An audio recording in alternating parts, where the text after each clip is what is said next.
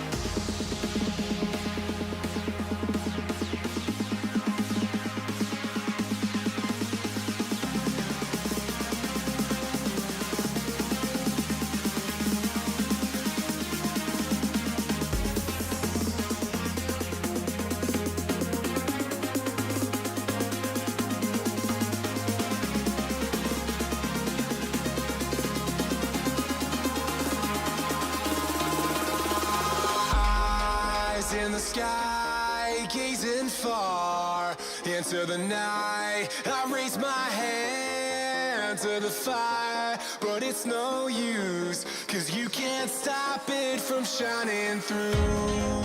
It's true, baby, let the light shine through. If you believe it's true, baby, won't you let the light shine through for you.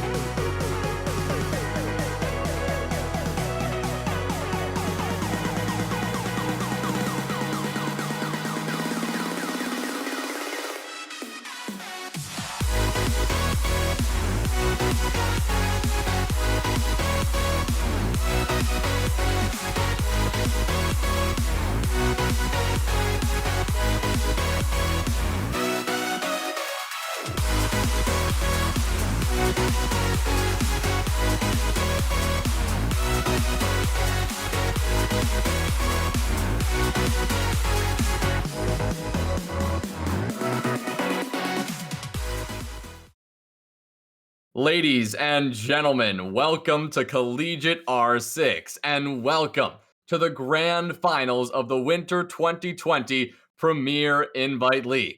My name is Jays Wills, and alongside me tonight is a man who needs no introduction, but who I will introduce anyway. He manages your money, manages to blow your socks off in the casting booth at the same time, and he has managed, well, to steal my heart along the way. It is, of course, Chief.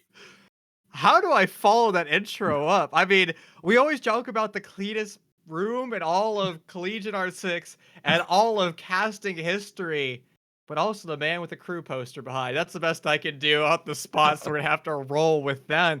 But a wonderful introduction to talk about two of the best teams in the collegiate circuit.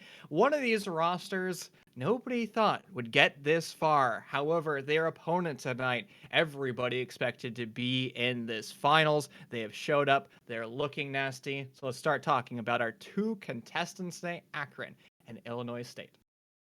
Well, Akron Chief, they're the Titans who refuse to be felled. This is IMAT, Hennessy, Surma, Arv. This is a stack, unlike any other, that just does not lose ever. They haven't lost a game in quite some time, and they have no plans to do so tonight. But on the other side, you've got Illinois State, the Redbirds, who are looking to be the very first team in quite a while to take down the Zips, and, well, they have their work cut out for them. ISU is a team that nobody, and I mean nobody thought, not even Snail, a man on ISU who is very active in the community, thought would get this far. They first had to take down Purdue, a gunning roster, and they made it happen. Then Texas Tech, an even more so gunning roster. Not only did ISU beat Texas Tech, but they made the entire roster implode, threw it into shambles, and then walked on to the grand finals. Akron had, well, a more expected and easier trajectory to the final path that they sit on now, but they have worked their butts off to get here as well. Everywhere Akron is winning, and everywhere collegiate teams are seemingly bowing at their feet. The question is, will tonight's storyline be any different, and can ISU complete the underdog story? And I think the story is going to stem from Mr. Snail himself, a fellow admin in our league, a fellow caster. And he's had some phenomenal plays playing on his hard breach. He's been able to clutch up on Thermite before, and then other times he's found himself punching a ticket on the struggle bus. And I think he's going to be the one that dictates how the series goes. And I've put a lot of pressure on his shoulders, but it is definitely earned. You have a character on the Zips name IMAT. He doesn't need an introduction. And what he does is if he sees you, he will flick to your head and you will die. There's nothing you can do about it. So what you do is you try to outsmart him, and IMAT is also quite smart. But fortunately, if you're a fan of the Redbird, Snail is incredibly intelligent. That's why he's a successful caster. He's going to put that caster brain into action in this series. Well, we speak about IMAT, and I know we're going to talk about him a lot tonight, but you cannot forget the stack that surrounds such a star player. That's JetCon, Hennessy, Surma, and Arv. Very strong players who all have had their time to shine, not only in the collegiate scene, but in T3 as well. And on the side of ISU, the players I have in mind are Snail and Patience Harabic as well. These three players are those big names, especially Snail and Patience, who co-IGL this team and who try to work out the strats that ISU tries to bring to the table. The reason I add the air quotes is simply because Snail has told me many a time that stratting, scrimming, practicing, that is not their priority. They are here to vibe and vibe alone. If the vibes are flowing between the team, if things are going well, then they often find success. If that doesn't end up the case, if maybe the lineup gets a bit rough and rowdy in the comms, then things often don't go so well. But let's take a look at our map bands. We can end the speculation and we can actually see where this best of 5 is going to play out. And the thing about a best of 5 is you could only remove one map per team. This is going to force you to have technically a 6 map pool. And hopefully you're prepared not only for counter strategies, but your own active strategies. Zips is going to instantaneously remove Consulate, a map that has seen some disfavor recently. Some teams, particularly in the collegiate scene, just aren't comfortable. Its sister map, Theme Park, has also been removed. So some of those legacy maps plus the newer maps of the pool, teams just don't like, unable to play on. And we're going to start off with Villa. Kick things off, it's a good palate cleanser, you could say, but it's a map that we know Akron is dominant on. ISU picking Clubhouse to be map number 2, and the map that I think will be the one that either changes up the pace that Villa has already set or furthers that storyline away. Coastline next, Cafe next, Oregon as our 5th and decider map. If we get that far, Chief, I gotta say, this is not a surprising map pool to see. Consulate and Theme are the maps that are banned nearly every time, even in those best of 3s as well, and to see them gone here is no surprise. We are hitting all of those T3 staple maps, and you're throwing a Coastline in the mix.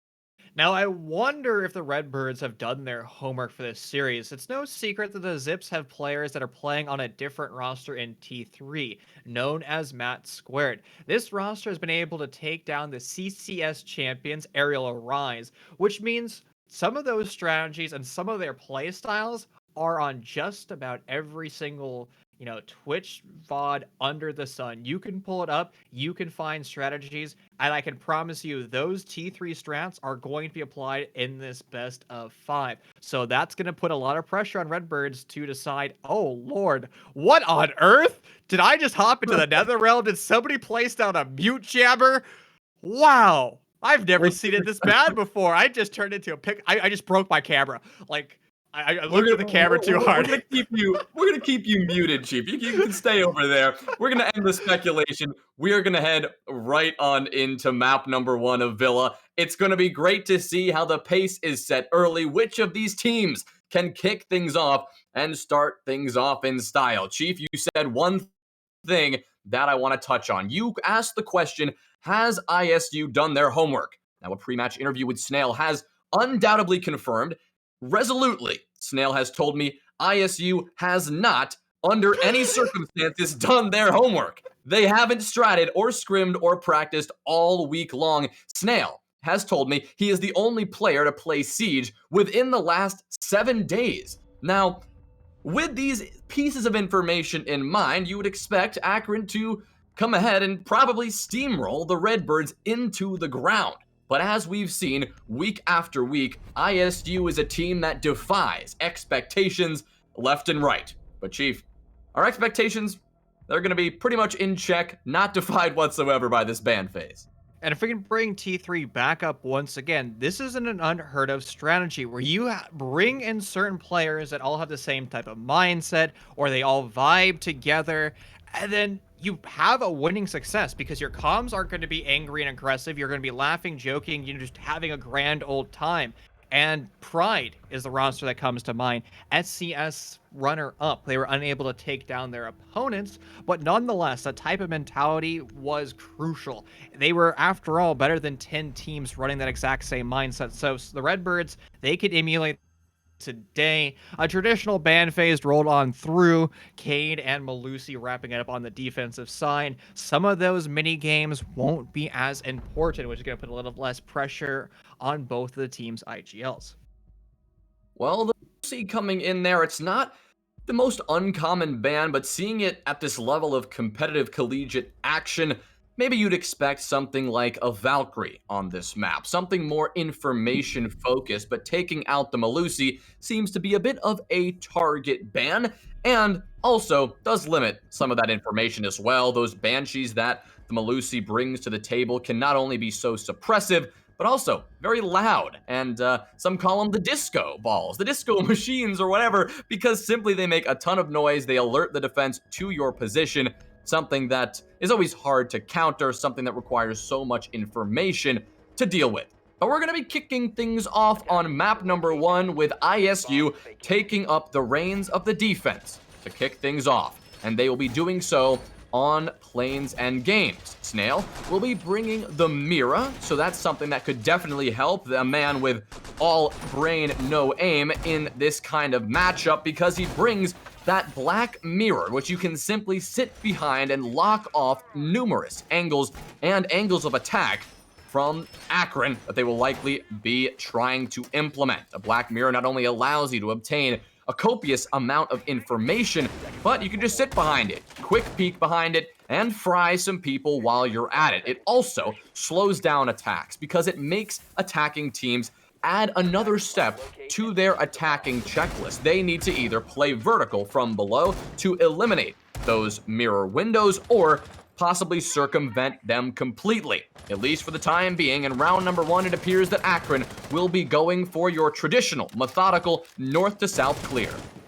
So you're going to have to take vertical control. Now you can get cute with the idea and try to post somebody up on the zombie window, establishing a crossfire somewhat into the bomb site, denying a wide swing from the vault door, but that's not going to be really good enough to have a true semblance of a crossfire, so you're going to need to, again, send that vertical pressure on up. This is an opportunity to bring out the IQ, destroy the utility on site, but it's going to be most likely IMAT relegated to going downstairs, sending one of her breaching rounds sky high. You're also going to have to send drones into the site to confirm exactly where those mirror windows were placed, or at least at minimum put them over on the study side of the map. And that is going to be a harder job than it sounds, simply because there's mozzies in play. But the attackers of the Zips have control of the entire north side of the map, and just at the 60-second mark, great time efficiency from them.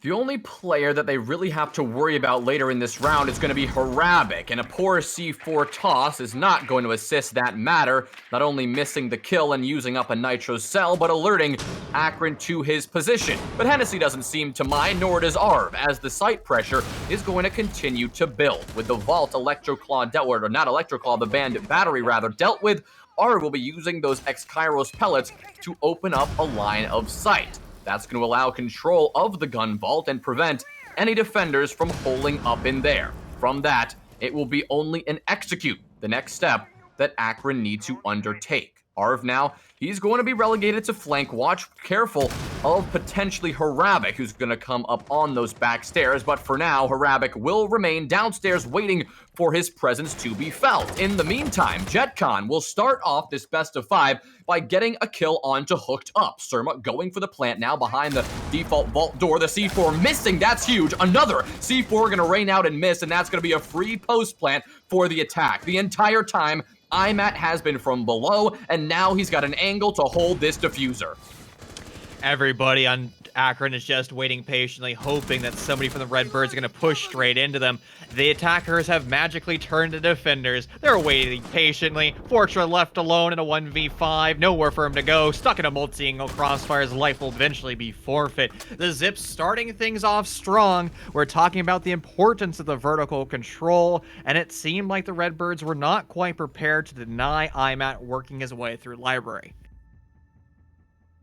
An efficient attack, to say the least, from Akron. They did that north to south clear that we foretold, and they really wasted no time to take 90 control, site control, and get the diffuser down. A couple of missed C4s, and in combination with the angle from below from IMAT, there was simply no way a retake or a plant denial was going to be possible. Good attempt, nonetheless, from ISU, but we're going to have to see a bit better than that if they want to take down these undefeated champions. But going in to their second defense, they are going to elect to head back to AVG once again, and a change we're going to have to see is possibly how effective the roamers can be in slowing down this attack, because that very efficiency was something Akron just showed they excel in, and the early play of Patience and Harabic, who tried to make their presence felt, wasn't quite as effective as they would have liked. If Patience had found a kill or even some damage early on the trophy side, I think the round would have shaken out a lot differently, and Akron would have had to make their attack happen with a little bit more of a worry in mind. Without the full 5-man roster, of course, your attacking stack is still very persistent and strong, but you don't have as much manpower to utilize on the flank watch. You, of course, have someone relegated to camera duty for the remainder of the round, but that's about it. And I think that ISU are eventually going to have to realize that they are going to need to go for some serious miracle, or as I call them, Hail Mary style plays that really are a high risk, high reward. Patience, he's going to do exactly that. the kill onto JetCon, a long angle from landing there. That's going to cut down the Zofia, exactly what the Redbirds needed to kick round number 2 off in style. JetCon finds himself in the bad end of the stick, just like my camera. I was going to say that Illinois State needs to start to expand their bomb site out a little bit more, utilizing a staged roam. And this is another opportunity to bring out potentially a Goyo or at least some types of deployable shields. You can place them over by that long hallway by 90. You have a rotation and potentially a Womai. That way you have an apex position that isn't exactly in your bomb site. It's going to force the attackers to participate in a mini game and then eventually hopefully delay time and allow you to have an advantageous gunfight. The alternative is just to swing a window and absolutely brutally murder JetCon, who was incredibly important in the previous round, able to find 2 swift kills, and those impact grenades and lifeline stuns will no longer be effective since they're now buried on with them. This is going to force Akron to change up their attack just slightly. They're also going to have to struggle with dealing with that roam player and hope that their flank drones are good enough.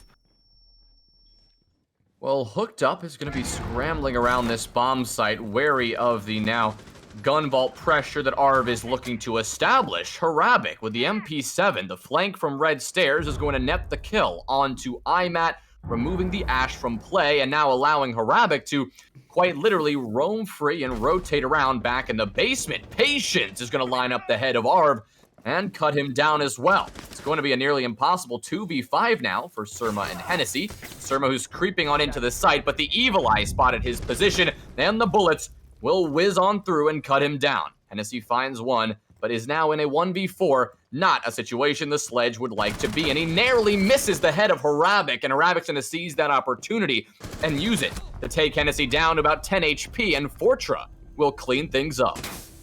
Unfortunate crosshair placement by Hennessy, just off millimeters away from Fortra's head. But that's what the difference between life and death is. Another great round that we've seen, but this time stemming from the Redbirds. They understood exactly what went wrong. They were far too passive in round number 1, where they just sat back, relaxed, and died in their bomb site. This time they decided, we want to play the entire map. We want to pressure the Zips in every possible way. You want to take a door frame? Well, there's going to be a member of Redbirds standing on the other side trying to send bullets downrange. They backed themselves up in a controlled manner till they were in the bomb site with so little time left on the clock and so little man count for the Zips, they just couldn't be successful. Now, they started to overpeak towards the end, but I will write that off as a 1v5 mentality. They're starting to get fired up. They're starting to get in that wavelength where they all start to vibe together, and there's nothing wrong with it. Well, the change they made there was the earlier aggression from Patience. He made his presence felt instantaneously the moment that JetCon made his entrance into the map, and from there, Akron never recovered their man advantage, only losing it as the round continued to unfold. So with that successful Plains and Games defense, the story of round number 3 is going to be trophy and statuary. Now this site, while it is a bit different in the overall scope of things and the way that it plays from Aviator in Games, it honestly really lends itself to 2 very similar attacking strategies. Just like you could send it in Study on an Aviator attack, you can send it in Master Bedroom. Same goes for that north-south clear that we were going to see on Plains and Games. You can also go for the Study side clear, the south to north approach, working your way in and taking map control along the way. Unfortunately, you're going to have to deal with some roamers possibly on that Study side.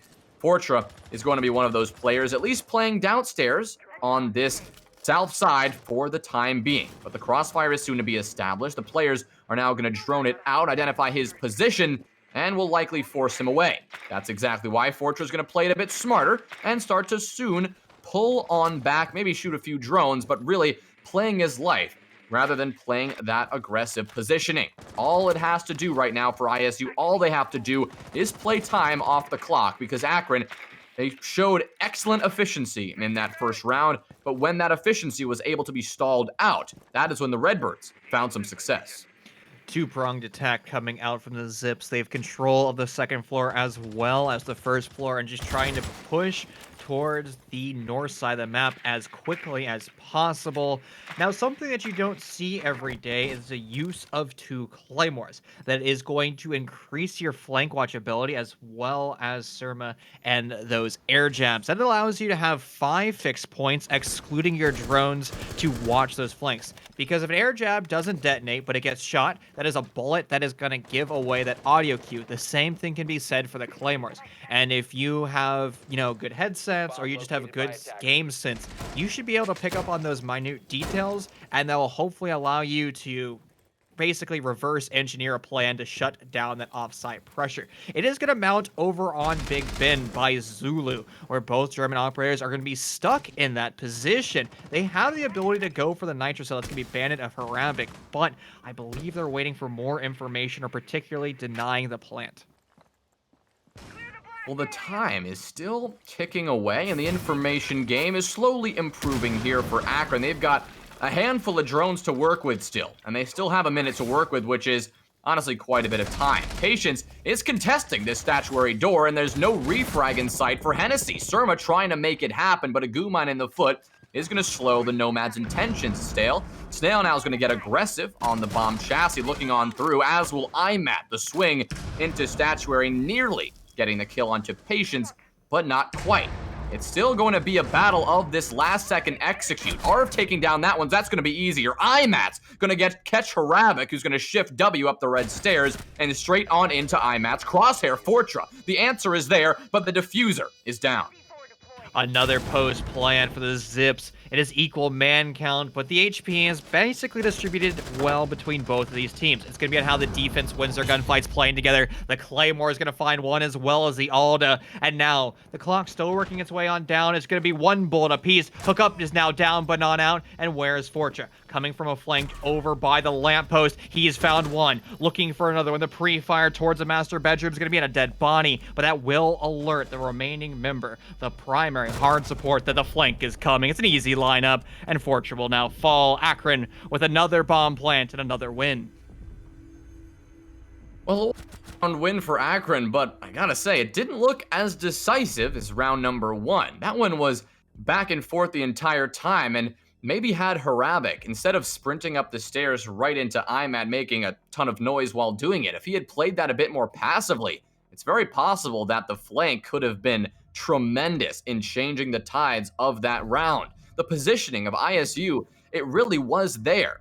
Patience, the early aggressive play on statuary door, finding 1 kill. Haravik, the potential that he had to make a dastardly flank go down. I think that this very next round, it also could go back and forth if Akron don't correct some of their flank watch issues and their early man disadvantage that they found themselves in. That one was honestly a great job from ISU for the majority of that round, delaying the push from Akron. We saw how slow it had to be, how methodical that Akron was really forced to be, because the Redbirds put several players on the extension. Haravik and Fortra, they were both running all over that bottom floor, just shooting drones and just honestly just being an overall nuisance. And sometimes on a roam, when your objective is simply wasting the time off the clock, that is all you have to do. If ISU can maybe polish up some gunplay and a little bit of that micro positioning when the execute actually comes down, I would not be surprised if they could take this round off Akron as well. I think that just comes down to the players of the Redbirds saying, hey, the pressure from the site is happening now. And when you utter those words, you have to have your off-site pressure in a position where they can go for the flank. Hennessy will now be felled. That is a set of frag grenades that won't be able to participate, and another set of eyes that could be relegated to the flank watch duty. We've seen Akron put drones throughout this map. They've also been coupling that with those claymores, which can be just as effective like we're talking about in the previous round. But also, those nuisances, off-site pressure of Jaeger. He is relocated to a completely different position, and this is going to force Akron to re-drone out their entire map. Basically start from square one, but 50 seconds has been spent. Again, this could be quite promising for the Redbirds if they continue to use this time advantage that they have. IMAT is slowly realizing that there actually isn't much pressure contesting this 90 push, so he's going to work his way up and destroy some of that barbed wire, but still wary that there could be a player near there. And Fortra actually, with that breaching round, now taking out the barbed wire, a little bit of a line of sight has actually been established onto the upper floor, and the ping is there, and the C4 will as well, nearly catching Surma, instead only cutting down about 60 HP, so the Nomad will narrowly escape with her life. The shots from Snail will not quite connect either, so Surma avoiding a couple of nasty fates, and now Fortra rotating back onto site is going to look to build the site pressure. With Patience cutting down Surma, that's going to be huge for this ISU defense going into this execute. Akron's moving a little bit too fast right now. They need to slow their roll. They need to have the East crossfire to be established, but they're still just rotating to that position. This is very winnable for Akron as soon as this master bedroom wall gets opened. So these impact grenades are going to deny that just slightly, but the hole that was created is just good enough. You don't need this to be a rotation per se. It just needs to deny split where Fortra is currently playing. But with more members of Akron starting to fall, JetCon now down but not out, it is a step in the right direction, but it hasn't fully gone everywhere they want. It's now IMAT stuck in a 1v2 since there's downs on every team. IMAT is starting to heat up, now making a 1v1. He doesn't know where the final remaining member of the Redbirds is. It's hooked up over by the bathroom. Sophia with the crawl. He might get the information, but IMAT was a little bit too much run. He unfortunately sacrifices his life. It was looking so good. Oh, the lineup, so unfortunate. A crazy play from Hooked Up. I mean, picture that situation from IMAT's point of view. I mean, obviously, you're kind of tunnel visioned on getting your teammate up and back in the fight, but the downed player was basically a human drone for IMAT, and had he taken that angle a little bit slower, and Hooked Up also capitalized on that kill on the down player, IMAT would not only have had the advantage in the engagement, but he would have known exactly where the Maestro was positioned. Another nail-biter of a round with IMAT, almost pulling it out in the end, but you've got to give credit to Illinois State there. They had the advantage in that round until IMAT, of course, became unleashed. But until that moment, it was all ISU. The roam that we talked about, the restarting, per se, of that drone work and the map control that needed to happen that you mentioned, Chief. It all worked out brilliantly for ISU. The 5v3 advantage was taken swiftly, and only IMAT was able to crawl it back in the end. But another win for Illinois State on defense, going 1-for-1 on the trophy and statuary site. That's going to now allow them to head back to Plains and Games, a site that has gone both ways so far in the series. What is concerning to me about the Redbirds, though, is the 2 rounds that they've been able to win have been based off aggressive spawn kills, and I don't know how sustainable of a strategy that's going to be. Sure, you're catching Akron in big mistakes, but they're almost able to have these rounds come back. It's narrow victories, to say the least, particularly with IMAT just slamming anything in his crosshairs in round number 4. So Illinois State, as soon as they have the man advantage, they need to make sure that their roamers are playing together and guaranteeing refrags. Because the moment you sacrifice yourself in a bad position, just like Fortress did, you're not going to have the control of the round. With Akron in control, they're going to take a nice breath. They're going to confirm where the final roamer is, who's downstairs in the basement. They're going to go for their execute, and Illinois State, again, has to play together as a team. Well, the removal of Fortra and the speed at which IMAT was able to do that is pretty here for Akron. With 90 control now firmly in their grasp, with only 60 seconds burned off the clock. This is tremendous progress and exactly where you want to be right now if you're Akron. Whether or not they know Harabik is still ratting in the basement is still a question mark, but it is not exactly important to determine at this point. You've got Surma, who can place air jabs, 1 on the Astro stairs already, and 1 on the top of red. That is going to solidify, at least lock down the majority of your flanks. And with Hennessy cutting down Hooked Up, it's going to have to be a sooner rather than later flank for Harabik as every teammate continues to fall around him. Patience narrowly missing the impact trick. Snail hoping for an answer, swinging out here in 90. But no shots will be connected. Patience is the one to find them. Arv with the immediate trade, and Harabik and Arv actually will secure that 1-for-1 trade themselves. It's going to be a 2v3 with 60 seconds to play. Snail's gonna have to constantly watch his mirror window. He's a perfect position to go for the swing. He's sitting at 1 and 2 right now, enough to be successful, but he is that support player, and he isn't always designed to go for engagement. A Nitro Cell is sent out. It won't find its target, getting stuck on the vault door, and here is another plant position for the Zips. But one of those linchpin operators, Surma, has now fallen, and it's going to be on the vertical pressure of IMAT playing underneath over by the library to hold the fort for as long as possible. The Redbirds, they might not be aware of this, but with Snail's rotation down by the main stairs, they certainly know that IMAT is lurking somewhere underneath. It is imperative that they push together. IMAT up the red stairs. He will find one. Now it's a 1v2. The main support, where is he going to be? There's 11 seconds left. There's nowhere for him to go. He can't even reach the bomb in time. Round 5, no matter the outcome, no matter if he dies, it has been sacrificed. Another good attacking round for Akron, and, well, Chief, these are really coming down to those early fights. It's not something I thought I'd be saying in this Akron ISU battle we've got on our hands, but really, those early gunfights, and if the roamers find kills, or if Akron finds kills onto the roamers, seems to be setting the rhythm for the remainder of the round. But with that round, it will mark another successful attack on AVG for Akron, and now it will be up to ISU to correct their mistakes. The one that stands out the most, of course, will be Fortra getting cut down early rather than delivering the blow himself. And again, a couple of missed C4s towards that default plant position in Aviator prevented that plant denial. Again, those C4s were so close, but they need to be thrown just a bit further, and that is now the third or fourth C4 that we've seen miss that angle, something that I think ISU will have to correct going forward, especially on this final defensive round on AVG.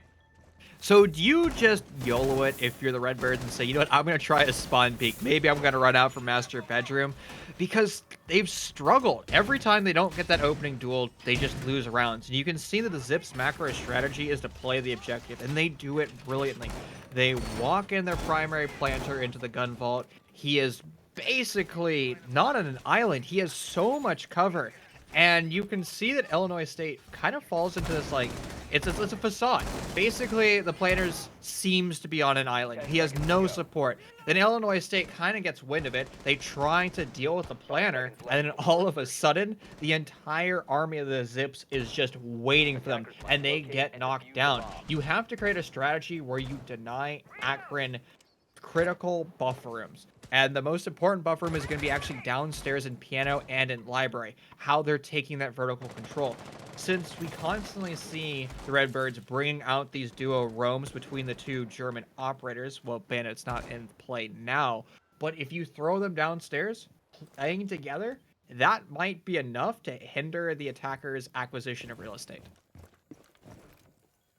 Well, with 30 seconds now gone in the round, the real estate, at least on the side of Master and Trophy, has now swiftly been acquired by Akron. Fortra, who was looking like he wanted to get aggressive early on the Master door, has since thought better of that decision and is now back on the site, ready to contest the eventual on-site pressure. JetCon, already shortcutting this, is already repelled on 90 window, and will soon realize there is again no 90 pressure provided by the Redbirds. Often, you'll see a deployable shield with somebody playing there with quite a bit of utility and manpower in that 90 hallway, just adding another step for the attackers to have to deal with. But I think the Redbirds realize how quick Akron will put a player on that 90 rappel, and the 90 position will become nearly impossible to hold at that point. So simply choosing to use a utility elsewhere are the Redbirds now, and with Arv dueling once again, trying to open up that vault wall with those X-Kairos pellets, we can see now that the on-site pressure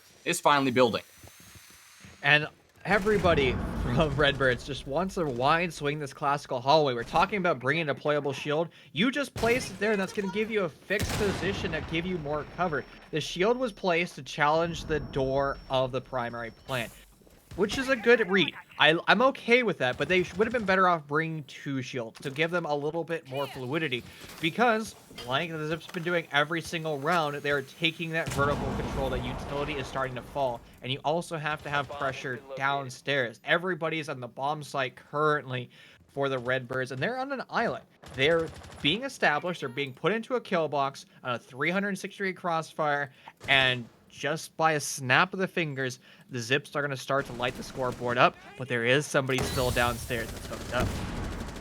Well, IMAT is no longer going for the vertical play, as the plant nearly went down, but the Toxic Babes and another couple of C4s will force Surma off that angle. Fortra looking to retake the gun vault. IMAT gonna get cut down by Hooked Up in the meantime, and right now the plant is nowhere in sight. Snail still has a Toxic Babe to utilize. Surma still trying to get the plant down, and Fortra still fragging out. He's gonna cut down Hennessy. Arv with the coverage is gonna allow the plant to go down, but Surma will die to that. Snail will cut down his own teammate using the toxic gas. Hooked Up on the flank gets shut down, and is essentially a 2v2 with the Mira on the ground. It's a post plant, so Patience needs to get aggressive. The flashbang is going to delay that very aggression, and Arv knows nearly exactly where the Valkyrie is positioned.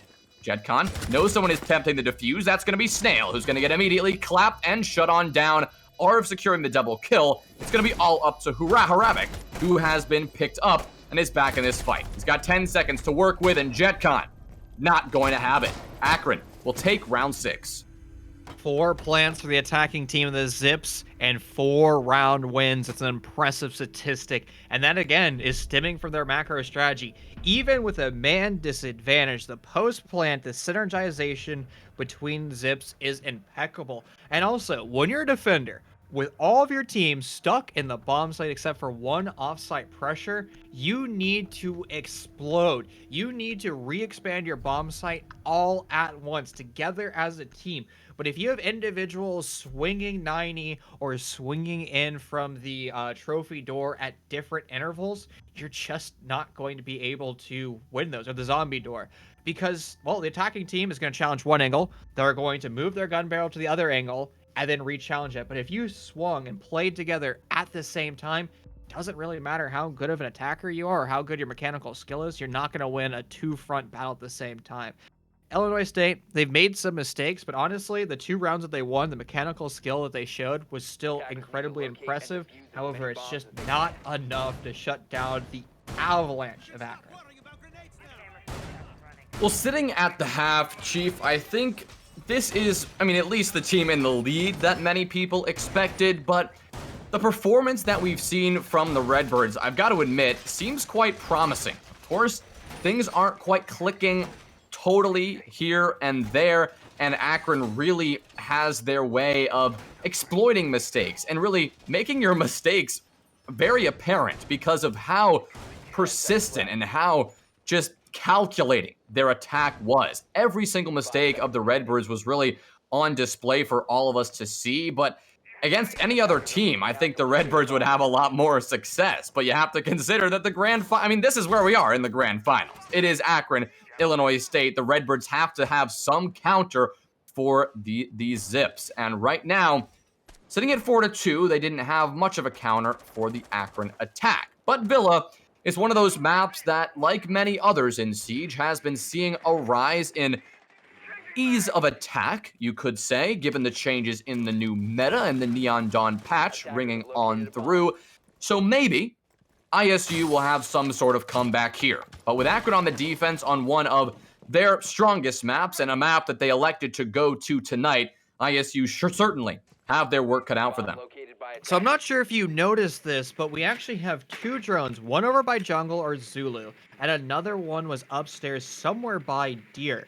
And you can see that obviously the Redbirds knew where the offsite pressure was from the Zips, and then we find them doing a linear take from Study. I wonder if the preset drones was enough to say, all of the defensive utility, those mute jammers, are all on the north side of the map. There is no way we're going to successfully push this, so let's try something different. We can still establish crossfires from Study while they're not going to be as important, or they're as big, there's still going to be enough to be successful. And so far, it is quite successful. They've opened up one of the bar walls, and here comes the power position of U-bar shut down, a free swing from Arabic, and some of the best plant denial has now been lost. A great initial execute from the Redbirds. It was refragged by Hennessy, but nonetheless, Arabic has already dealt his punishment.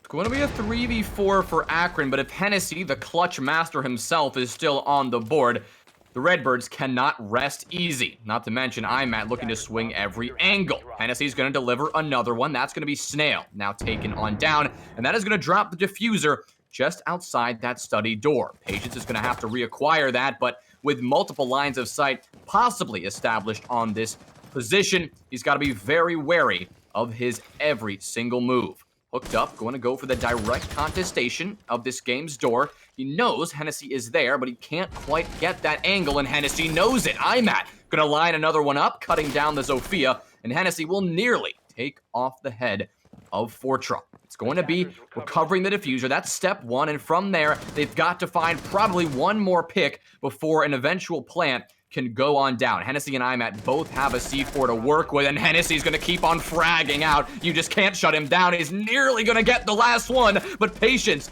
will escape that grisly fate, but now he's gonna have to find a win in a 1v3, and Hennessy denies it right away. Hennessy making his presence really felt there on Akron's first defensive round.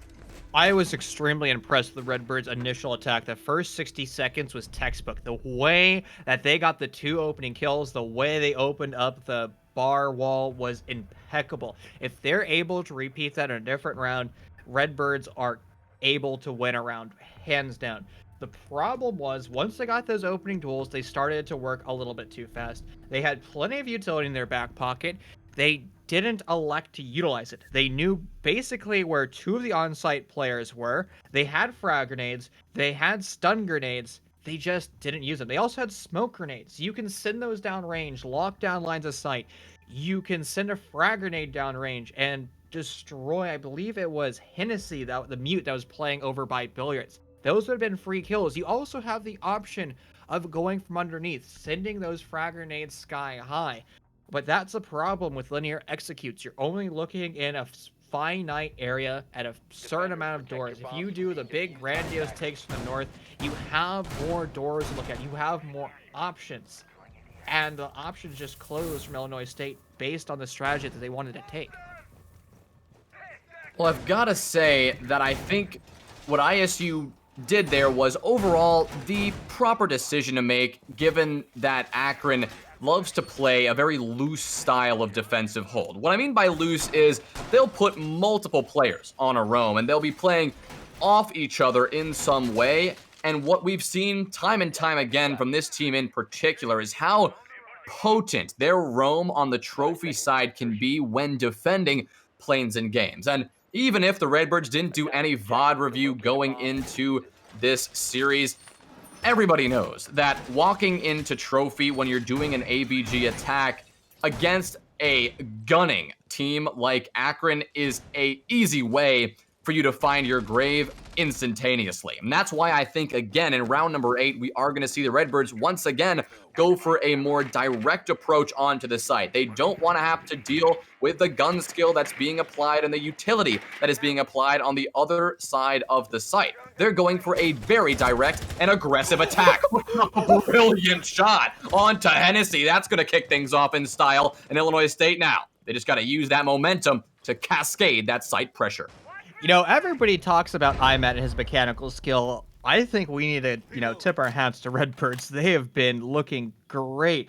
Every one of these entry kills on attack have been good, except for Hooked Up. Not sure exactly what he was looking up there. He did his job, though, so I can't be too critical. Unfortunately, though, he has left a set of impact grenades as well as those stun grenades unable to be utilized, and that could be very important. You lock down the remaining 3 members of Akron, and you can go for your push. Holes are going to be opened up in the trip wall. Snail in a prone angle. He shows his head, loses his life, and IMAT has brought his team back into round 8, equal man counts apiece, and Harabic is sitting on 5 HP. A Nitrocell is sent down range, it won't find its target. Diffuser still surrendered over by Triple, and Patience loses his life, showing again too much of his head, and another member stop peeking IMAT!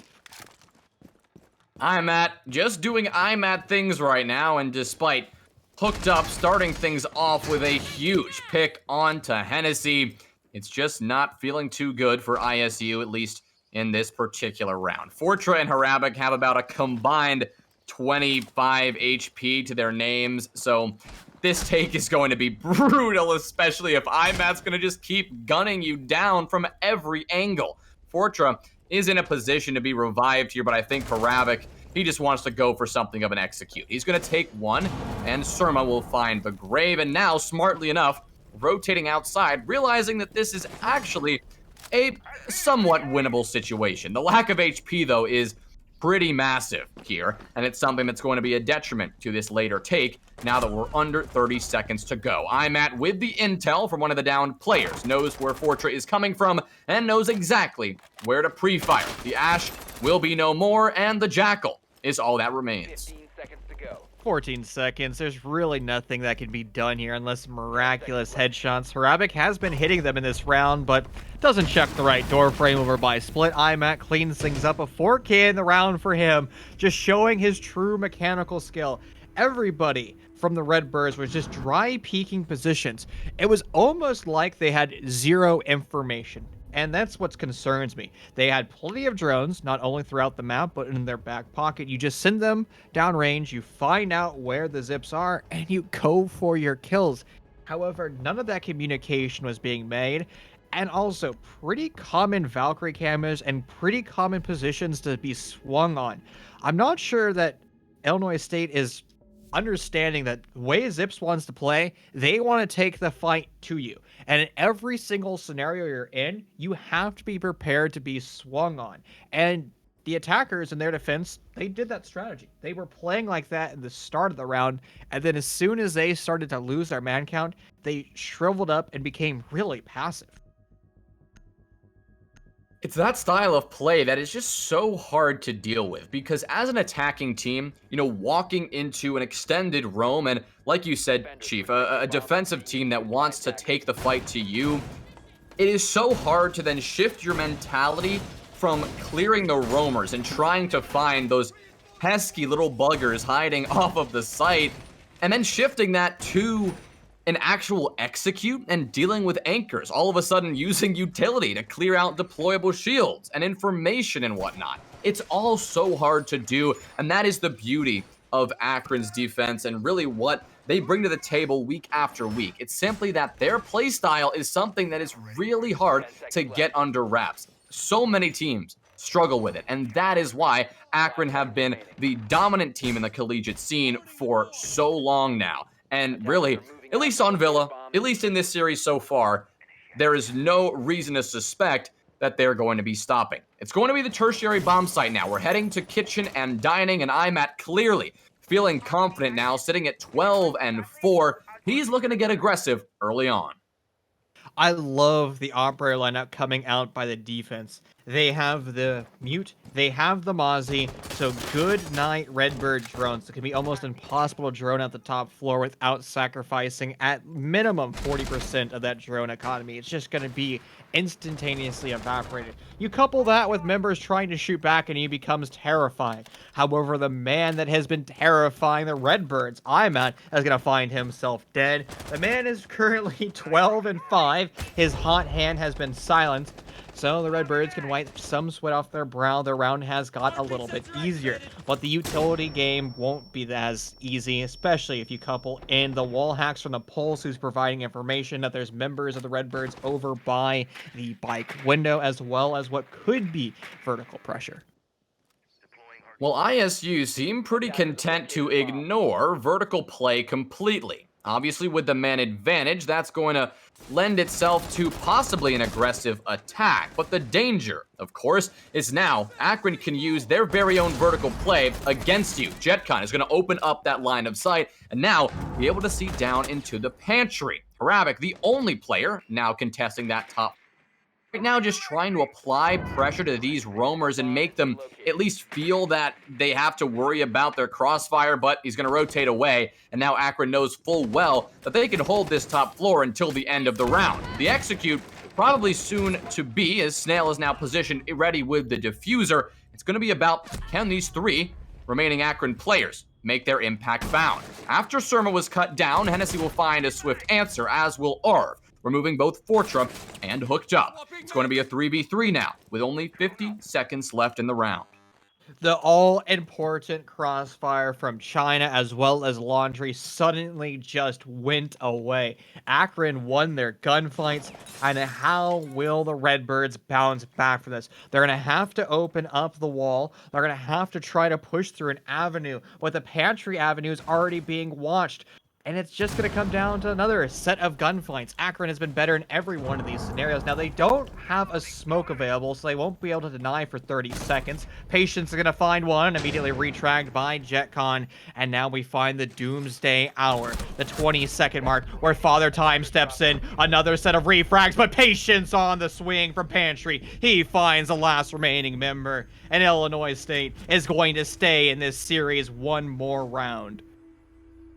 Well, a handful of 50-50 gunfights really was the deciding factor in the round, and normally when you say that, you just watch an Akron victory. But in this case, it was ISU who made it happen. Snail winning the gunfight against JetCon. That was tremendous. If we had lost that gunfight, which I think everyone watching probably expected to happen, it would have been simply over for the last player to make their impact felt as well. But because Arv was forced to get the refrag onto the Thermite, Arv's position was immediately known, and he was immediately dropped to his death. A brilliant job there in those closing moments by ISU to really play together as a team, even when all things appeared stacked against them. They're going to emerge with their third round on map number 1, and I think more rounds than many people would have expected going into Villa. They're going to have to do the complete reverse sweep, though. They're going to need 3 more rounds completely unanswered by Akron if they want to send this map to overtime. Now, while I'm not sure if ISU are going to be able to pull that off, a couple of rounds here, just even if they don't end up winning the map, could be huge in just giving ISU the, I guess, quote-unquote, vibes that they want going into their own map pick of Clubhouse. So we're going to have to see if the Redbirds wants to go for the exact same style of execute, the linear take through study. They were able to open up the wall the last time, but they weren't able to convert it into a victory. Another adaptation from the previous round, we're actually going to see a smoke in play. This is going to give them the option of denying some of those positions that the attackers will inevitably take control over. And also, we're going to couple that with the information from those Valkyrie cameras. And Illinois State, the 3 rounds that they've been able to win is just off how they get these gunfights. So it's going to be critical that they find where the roamers are, and maybe that's the mini games that they go for. You send some of your man count to actively break down that mini game, and once you have the man advantage, you repeat that exact same step on a different offsite roamer. Now you find yourselves in a 5v3. You can sit more comfortably when you go for your 360-degree crossfire, and Redbirds, to their credit, seem to be attempting that. They will get the opening duel. JetCon's now going to fall in a step in the right direction, but IMAT, he'll put a stop to that.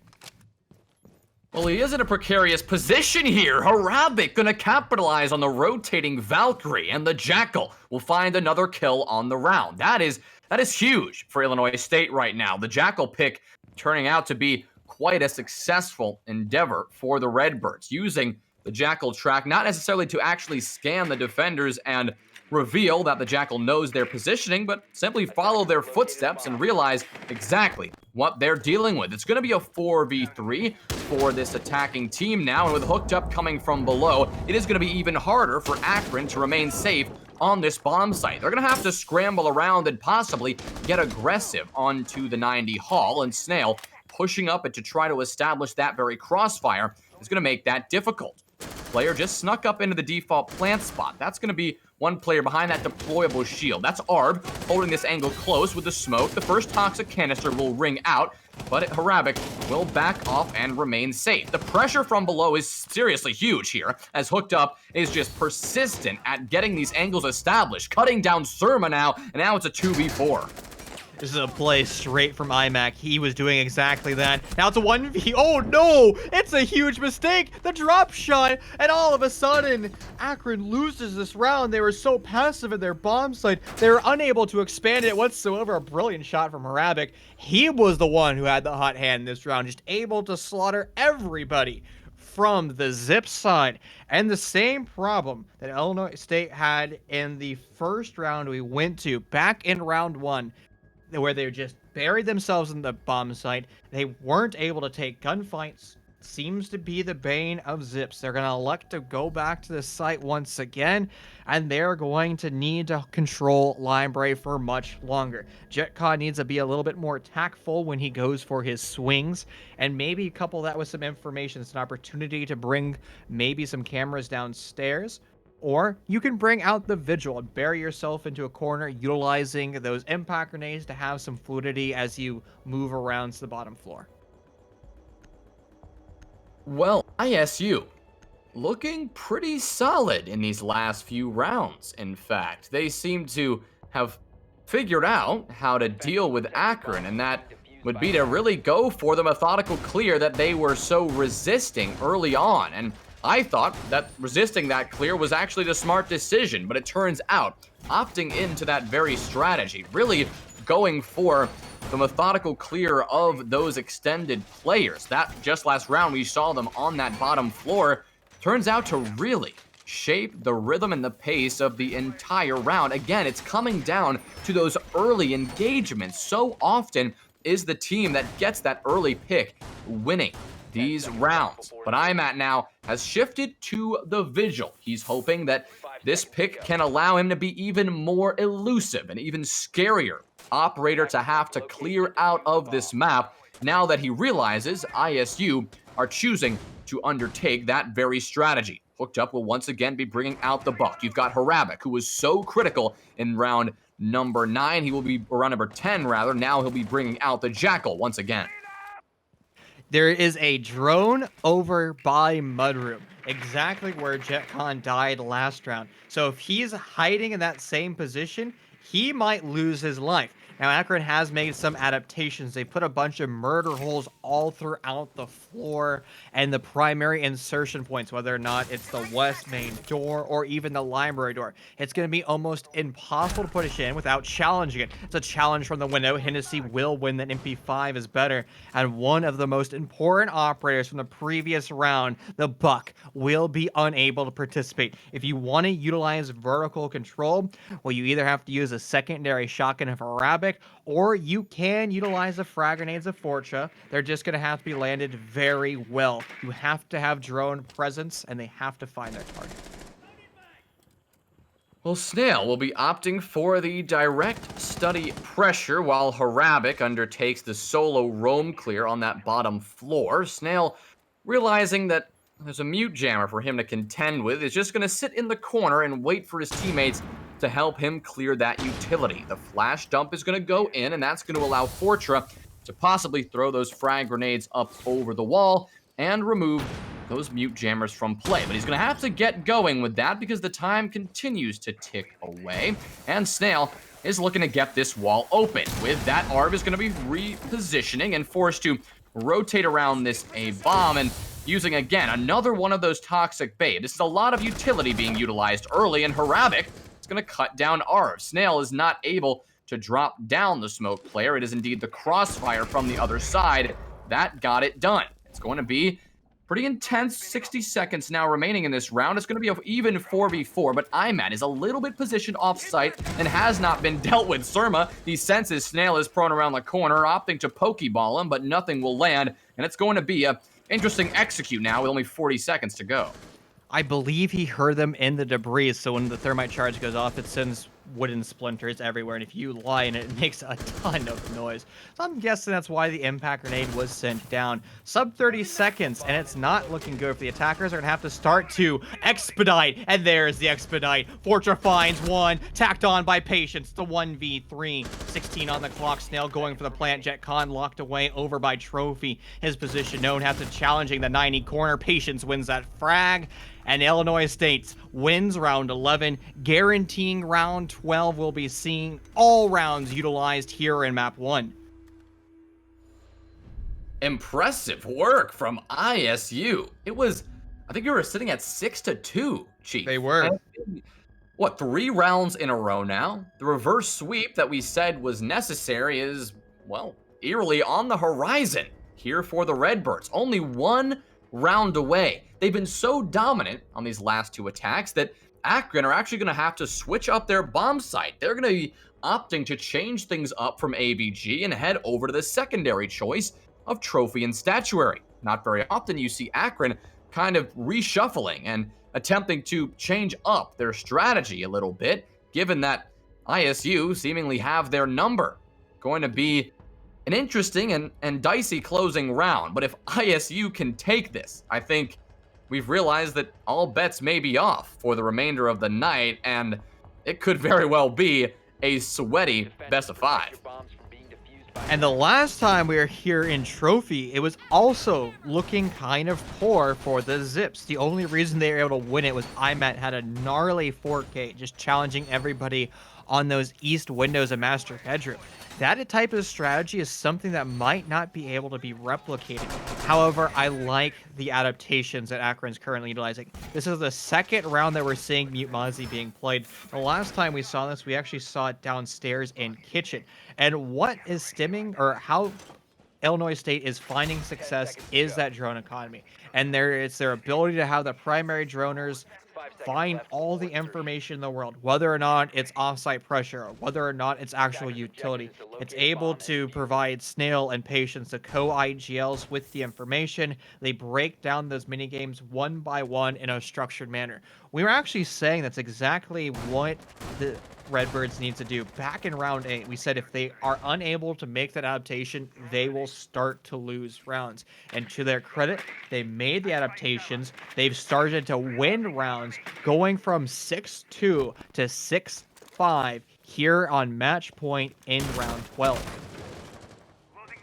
Well, the lineup that has been working so well for ISU is going to come out once again. You've got Surma, though. This time he's the one changing things up and bringing the Mozzie for not the first time, but one of the few times we've seen the Australian operator make his grand finals showcase here. Valkyrie, that is IMAT, who's now been spotted by Harabic using the Jackal track, and being 4 scans enabling on that scan, that means that IMAT is nearby and fragging out, apparently, cutting down the buck and not allowing any sort of vertical play to occur on this secondary bomb site. Hennessy and Surma have retreated onto the site itself and are going to play this more passively as anchors, as will Jetcon. But IMAT is still a player you need to worry about. He's the only one not on the site. Oh, I lied. He's retreated back onto the site, up the Astro stairs.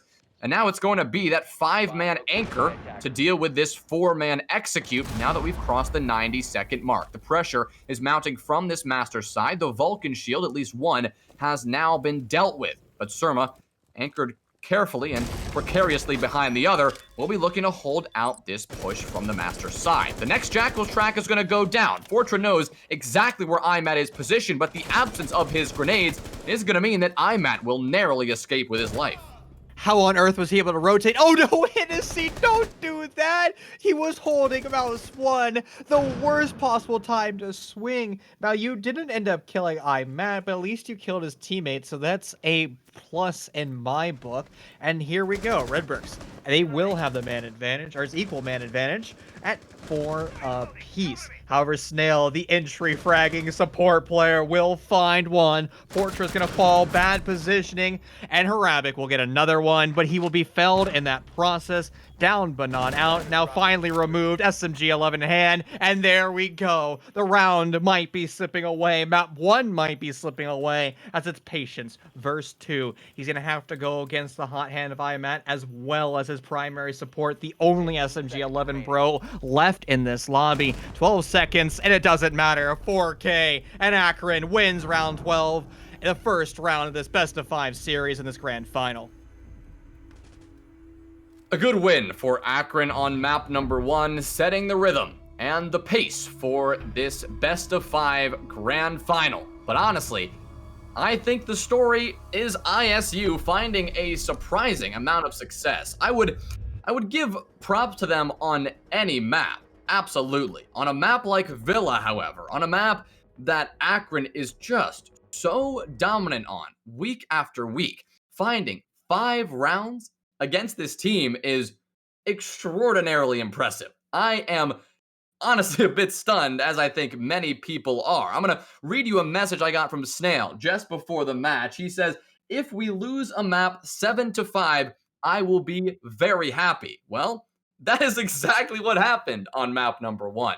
And hopefully that happiness can carry Snail and the rest of the Redbirds to some success on map number 2, which will be Clubhouse. While the players get a rest and talk over map number 1, we are going to take one as well and a 5-minute break. But don't go anywhere because this series is just heating up. We will be right back.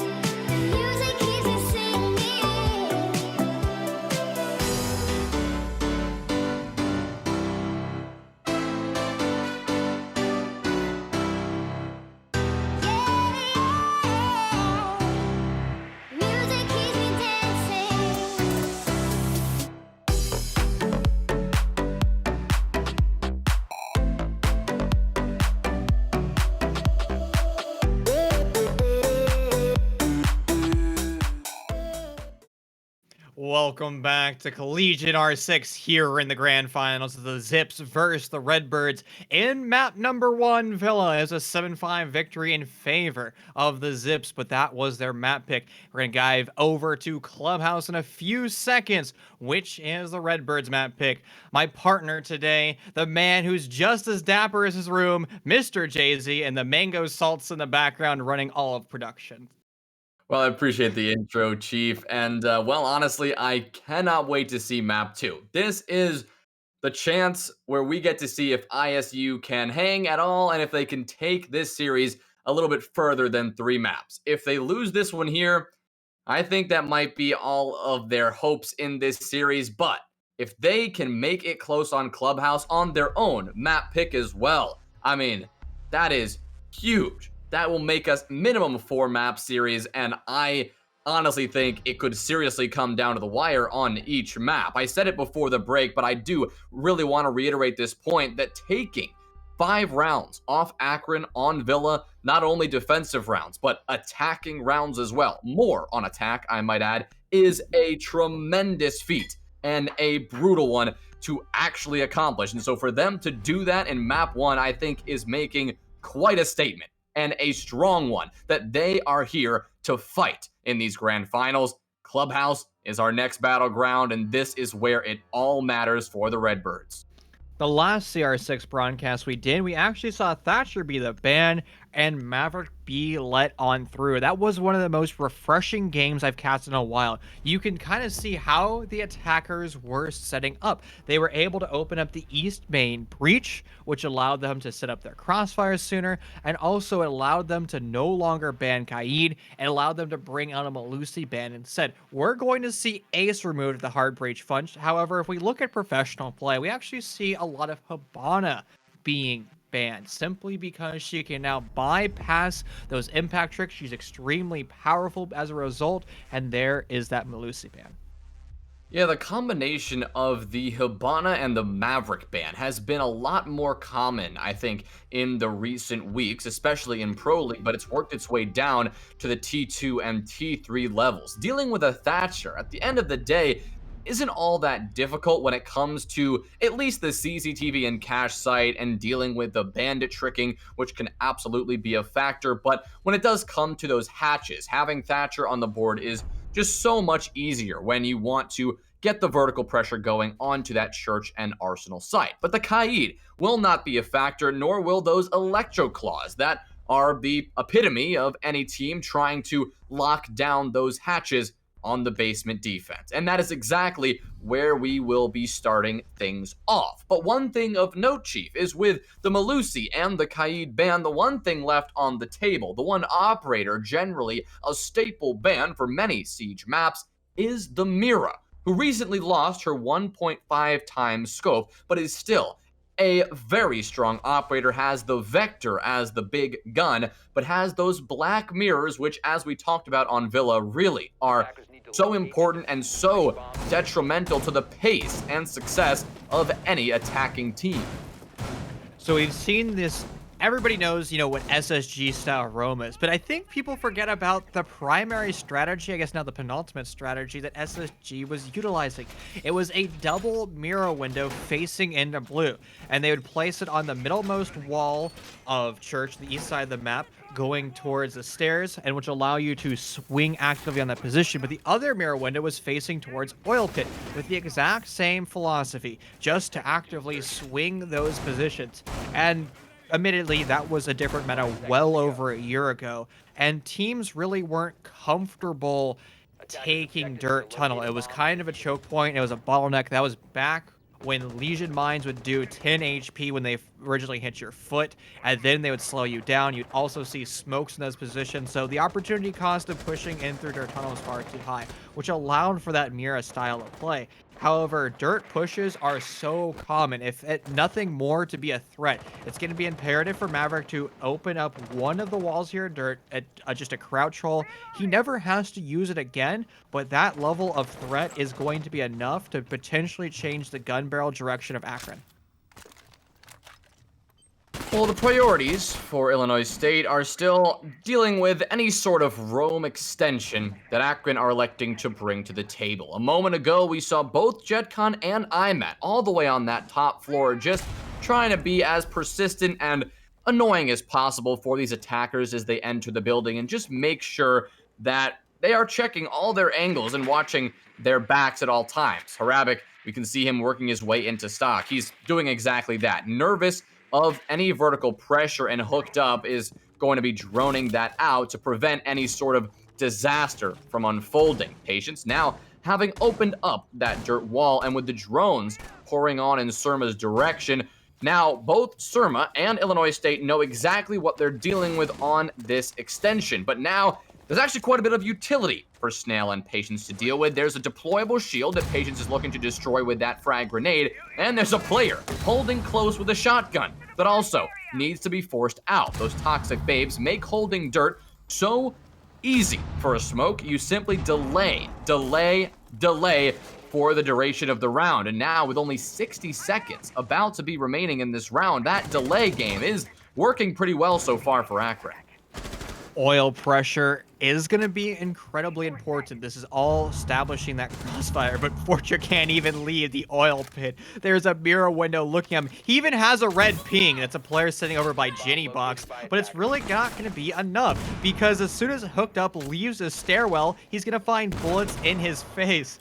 So, how will Illinois State break this down? This is a perfect opportunity to rotate a set of frag grenades, but they've already been burned. So it's going to come down to winning these ones. And on the side of the defense, there's still one nitrocell available. You cannot group up and link together. Harabic will find the opening duel. Hennessy refrags that back, but it's not going to change much until the second refrag comes in by both these teams. An equal man count, perfectly read by everybody in this lobby. Diffuser is still on the hatch. It's going to have to go for a drop. It's a simultaneous drop, but both those players will fall. And here it's the 1v2. Bomb surrendered with 3 seconds left. Fortune's going to have to just run on through. Pistol in hand. He spots. He goes for the knife. It was a mistake in the end. Oh, such a close round. Heartbreaking finale. But one of those moments where we have a split-second reaction, and honestly, either take probably would have been wrong. Well, round number one, if anything, I think that's going to dictate how the rest of this map is going to unfold. I mean, it was back and forth. Every kill had a trade following right behind it, and it was 3v3. It was a 2v2 when it came down all the way to the wire. But at the end of the day, it was the player holed up in dirt who was just persisting in the entire round and was the player that nearly got his head sliced off by a knife, but the Ash just couldn't get there in time. So a good defense from Akron on the basement site. Honestly, just a great job of delaying time. Even though they didn't put and hold the top floor with those roamers for more than about 30-40 seconds, just placing a couple of rotate holes, putting a couple of at least remnants of their presence on that top floor made Illinois State take quite a bit of time to actually clear out the top floor and start the pressure from floor number one. The dirt pressure was there throughout, but because Surma was holding that position so strongly, it was something that Patience and Snail never really bothered to contest once they realized what they were dealing with. But now we're heading upstairs and things are going to change. Rome is a lot less effective on this bomb site. It's usually more an anchor on this CCTV and cache site that generally finds more success. You're right, Rome's might not be as powerful, but an IMAT coupled with a JetCon somewhere out in the middle of the map might just be enough. We're going to see the old utility meta come on through. It's going to be the Jaeger and Wamai combination, and that is designed to allow the player stuck in rafters to sit there for as long as possible, soaking away utility. But Excellent also used the utility by the attackers, already opening up the eastmost wall, and we haven't even hit 40 seconds of this round, so a great showing so far by them, but they're going to have to deal with mirror windows that are now looking towards the breach. That's the thing with the Mira. It changes up everything about the attack. Now, instead, when applying pressure from below cache was more of a force the defenders out and look for frags kind of option, now it is almost mandatory to take care of that mirror window on the CC to cash wall. IMAT, he's going to take care of hooked up and shut down the Zofia for the remainder of this round. A nice long angle all the way to that lounge side.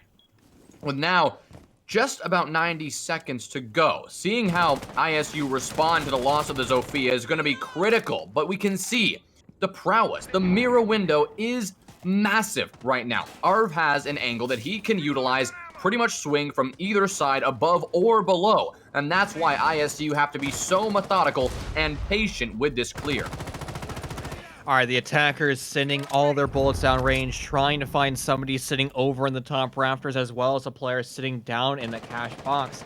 That has not been successful, and they're still going to have to fight with a man disadvantage. But Snail pushing his way into the bomb site. He will find one. The Nitrocell connects, as well as JetCon. And the perfect push in through to the default plant has all been in vain. The diffuser surrendered on an island. There's exploded holes, which will allow the defense to play vertically, and it's not looking good for them. Fortra missing the shot, allowing Jet to rotate back down the blue stairs, was another blunder in this round. Things are starting to stack one upon another.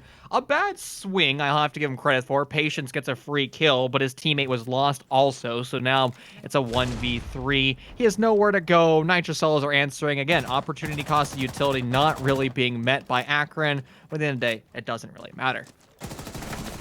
Yeah, the ill-timed swings, it did go punished at least once, but IMAT is going to make sure that Patience gets punished for running straight on into the site as well. But again, it was a back and forth round, but this time things got a good start for Akron extremely early in the round, with IMAT taking down the Zofia, the player electing to apply the pressure below cash. That turned out to be probably the most important player in the round, given that Mira is apparently going to be a staple of this Akron defense, as we can see already that Arb is heading over to gym and bedroom with the very same operator. But I think if ISU realize what they're dealing with now, certainly they are realizing that Mira is going to be a staple of every single one of these Akron defensive rounds. They're going to commit a lot more utility and focus to dealing with those mirror windows. Had they put two players downstairs in stock instead of one to cover the lounge flanks, to cover the long angles from bar, and the other to be looking up from those vertical poles, maybe things would have gone a bit differently. But of course, it's, I guess, a game of discovery here on attack. ISU need to realize what they're dealing with before they can actually start to find some success. They will need to find some success on this tertiary bomb site, at least if they are going to have much hope in securing a couple of attacking rounds on this first half. We talk about it all the time, Chief, how attacking rounds on Clubhouse are usually more important than the defensive ones, because the defensive rounds come a lot easier, and attacking is really where you can either win it or not really make a lot of an impact. Getting 3-4 rounds on attack is just huge and can shape the entire pace of the game. But right now, it's Akron who's setting the very pace. So mirror windows on this bomb site, there's always a default one. It's the window over by the big bathroom facing towards Spa. The other one is kind of wherever the defense thinks the attackers are going to push from. You can put it in the gold vault, which is that little rotation there between Logi. That can be a powerful mirror window, but as soon as you open the Logi hatch, it is pretty much gone. There's no way you're gonna be able to play in that position. The likelihood of a nade dropping on your feet or just attackers flooding you is just too high.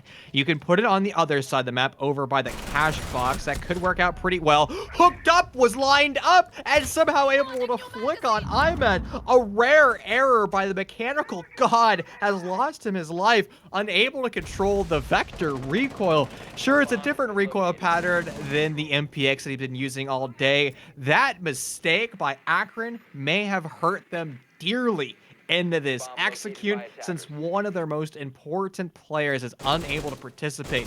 And to show the importance of that, if we go back to Villa round 9, we saw IMAT sitting on 12 kills. He wouldn't find another kill until they won round 12.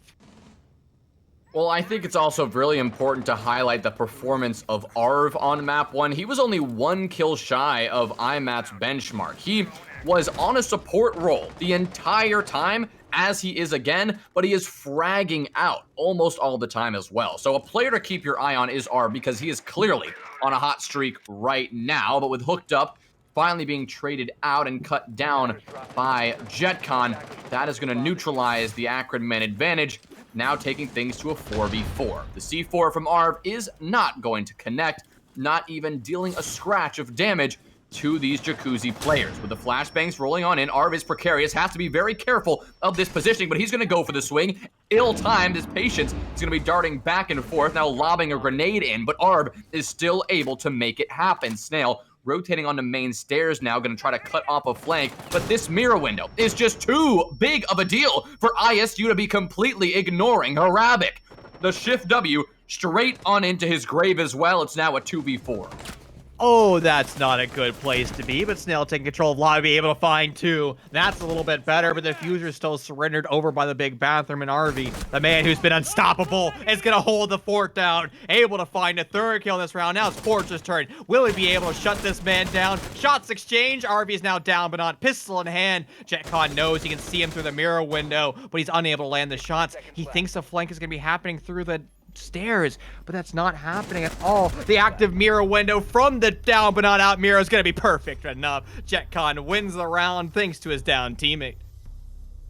Yeah, the human drone play was big there. The Z ping, you can see it on your screen. The 3 ping was there. They knew exactly where the Ash was positioned, and well, in the end, it was JetCon to finish the round off. A dicey one for Akron, but the big story of that round was, again, the mirror window, the one staring at the Jacuzzi wall. And for some reason, unbeknownst to, I think, any of us watching what just unfolded, the Redbirds decided the best course of action would be, I guess, just ignore the window and sprint on in and hope we don't die. Well, that obviously failed miserably, both Patience and Harabic dying to the exact same position. Snail almost brought the round back for his team. I'd argue he did bring the round back for his team. But at the end of the day, in the 2v1, it was JetCon who prevailed. And we were joking around at the start of this series that, you know, if Snail is able to find impact frags, there's an extremely high likelihood that the Redbirds are able to not only win maps, but potentially the series. And that storyline, well, maybe hasn't come true yet. Snail is the top frag on his team. He is playing support operators, but the way he has that thermite 5.56 gun in his hand is beautiful. He just is members of Akron, and that's something that you don't see every day. Again, everybody memes on Snail, but I think we're gonna have to find somebody else new to meme on, because he's definitely showing why he is one of the IGLs in this team and why he deserves to play. But it seems to be a basement defense, and Akron is going to elect to go for a big roam upstairs. It's going to be facilitated by Valkyrie cameras all throughout the map. So it's going to be a chain of information, and that is a terrifying position to be in when you have so many hot hands in this lobby. It is indeed. You've got, now it appears, Illinois State working their way in. Many operators on this blue side of things, on the secret side of things, they may be looking to go for a more aggressive sort of dirt and blue crossfire. Fortra is already in and has established that Claymore, but we can see through the view of IMAT's very own cameras that IMAT is running upstairs, just playing this patient, looking for the pseudo rat strat in an effort to delay this push or provide a lethal flank later on. The question is ISU going to circumvent anything that IMAT could do right now? They look like they're going straight for dirt and straight for blue, not doing much else right now, and with only 60 seconds burned in the round, their intentions generally become pretty clear at this point. Harabic is still in a position where he could eventually go for that kitchen hatch, but he is not at the moment. It's going to be simply a drone game, a hot drone game, as they drone their teammates in to look to find maybe some more intel before an eventual push is to come through. IMAT, feeling that the site pressure is building, is getting a bit antsy and is just making some noise so that the attacking team knows that there's a player upstairs that they have to deal with, as well as establishing a rotation for him to remove himself from if necessary. Hooked up, tempting that clear, but instead is going to rotate around and support the blue side push. How have they not even droned Iman in this position? That's such a common place to be, particularly with that hatch open. That screams somebody is playing above billiards. But the smoke player over by Dirt Tunnel has now lost his life. And that is one of those key positions that you have to hold as long as possible, because if the attackers establish a crossfire, not only from Dirt, but here on the oil pit side, and there's 2 attackers here, it's going to be impossible to hold it. But JetCon is here, and here's here to stay, playing around the unit of the blue, able to almost connect with another one, but Patience on a deeper angle from Dirt finishes him off. And this is the first round where we've really seen Akron start to sweat at the man disadvantage, but the pre-established shields might be enough. IMAT's head was spotted, and now it's a 1v3. RV, who's been clutch throughout this series, and have to attempt to clutch once again, connecting with Harabic, but losing his life as he works his way through Ashwall. ISU will take their first attacking round, and doing so quite well, I must say. You really can see the brains of the team at work when they decided to approach that very differently. They ignored IMAT completely. And while that can be very dangerous and detrimental to your attack, well, the Redbirds just found a way to make it work, shockingly enough. The pressure from blue and the pressure from Dirt, while the blue pressure was eventually not very successful with the trades coming through each time, the player in Dirt was able to catch out the remaining blue player and really save the round for Illinois State there. Patience was the player who delivered that kill, and really the round just kept going in ISU's favor from that point forward. An incredible shot from Harabic onto IMAT, a very narrow angle between the box and the deployable shield, also turned the tides in the round as well, because IMAT, unable to make any sort of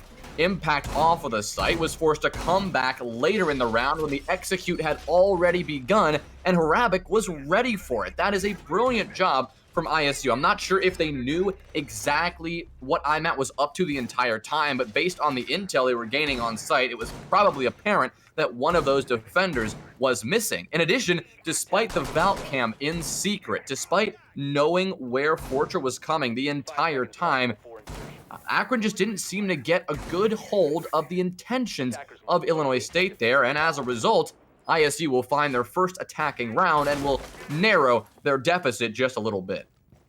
I was starting to get concerned there wasn't a reinforcement between the sites and garage. I'm on a spawn peak.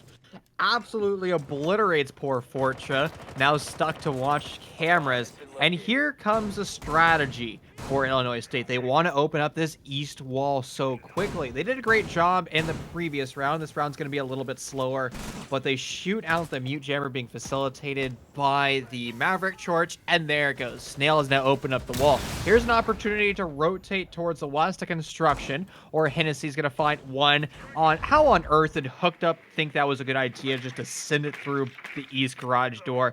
You need to play that a little bit more passively and wait for your teammates to directly pinch on top rafters.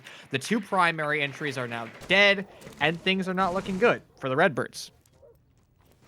They still have utility in their hands to possibly clear out this rafters player, but based on their positioning and the starting to be limited time they have remaining, it's going to come down to probably something of a full send on towards the CCTV site. Snail is aware of the position of Hennessy, and we're going to see Patience go for the rotate and go for the frag toss. But of course, you're playing against a Wamai, and a Wamai magnet is going to grab that frag grenade right up. You have 6 flash grenades to utilize on that clear, but ISU just not wanting to waste that time. Snail going for the run straight on into default. No chance, says Surma.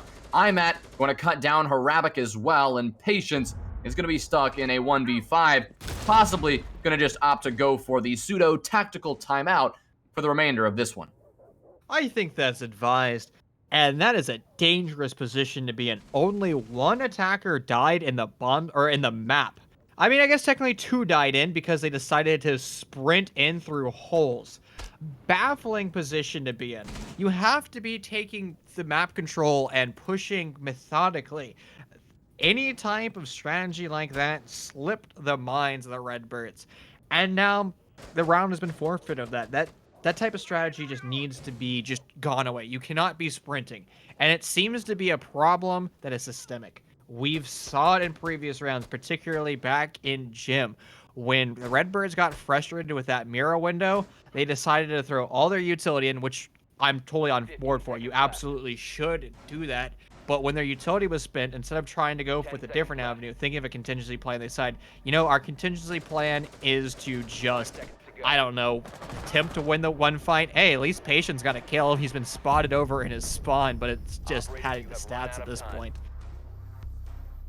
Well, I think you bring up a great point, and I also think that I guess, style or the technique that ISU are choosing to bring when they get flustered, or not choosing, but they end up resorting to, is the sprint on in and hope you win a gunfight. And Gun go burr.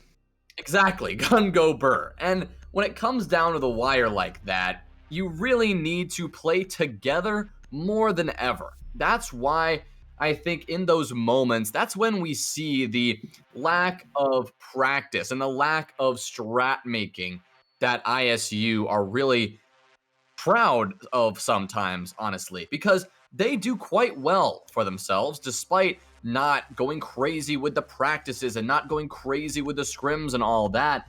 But those moments where you see them get flustered and panic and choose to just shift W into the site as their remedy for that uncertain situation, that is when you realize the inexperience, or at least the lack of practice, that ISU have been doing in these last couple of weeks. And in a grand final, as apparently hotly contested as this one, it is going to come down to those moments. And if Akron keep putting ISU in a position where they get flustered, where they don't really know how to approach the objective when losing a man or two early on, I think that just spells a lot of good things in the future for Akron.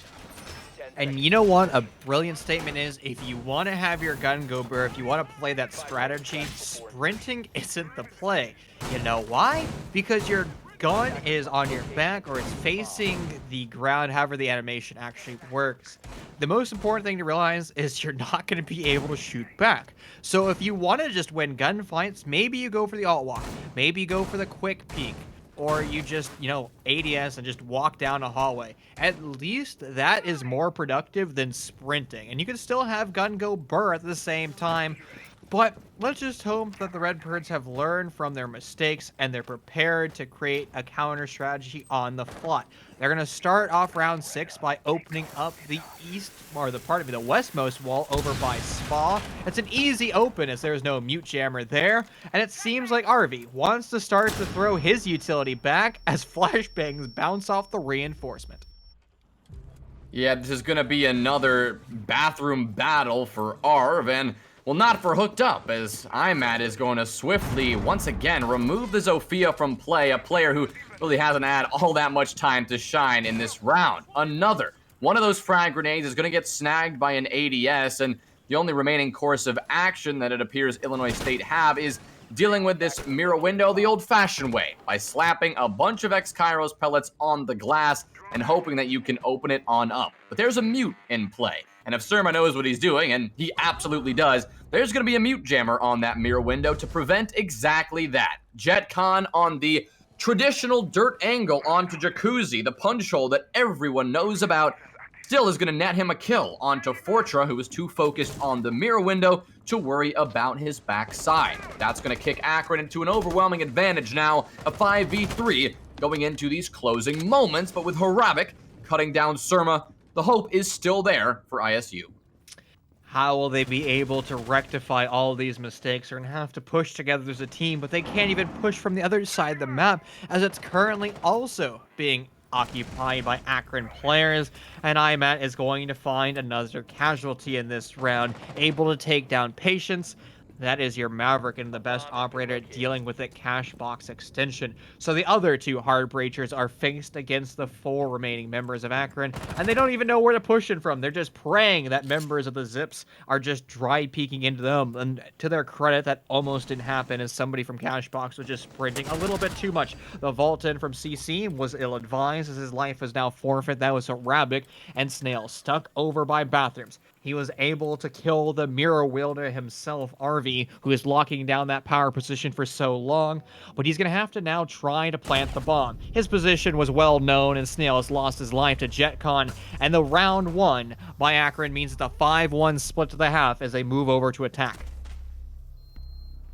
A very strong defensive performance from Akron. They are simply locking down this map, and they're not giving any footing to ISU or allowing ISU to start any sort of traction or momentum in this map. And going forward, of course, to ISU's defense, this is where you would expect them to be stronger. You'd expect them to come out swinging here, but they're going to have to do so very early on. We saw on Villa that if you let ISU get a couple of rounds under their belt, they could absolutely make this comeback. They're only 4 rounds down. They were the same deficit on Villa when they just went to go on a 3-round streak. So they could very well do so again.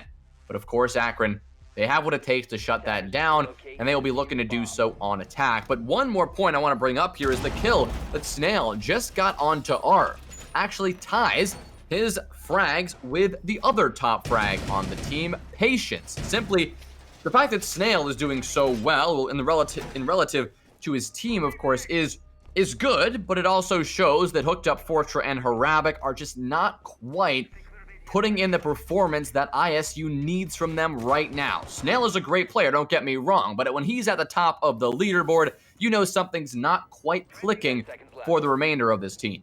And to build upon that storyline a little bit more, Patience isn't always running, fragging operators. He was playing the true flex role on attack, and he was kind of acting as almost a Thatcher with that Maverick torch, because, well, Thatcher is now banned. Patience has thrown an outside camera out. He has all the information in the world. He might go for an aggressive peek, but since he's opened up this wall, that also means that Akron has a free avenue to push into Dirt Tunnel. So this is a high-risk, high-reward strategy. And also, since Illinois State isn't bringing out a smoke, there isn't a real way to deny entry into Dirt Tunnel unless you just win your gunfights. And without a deployable shield, that endeavor is almost impossible.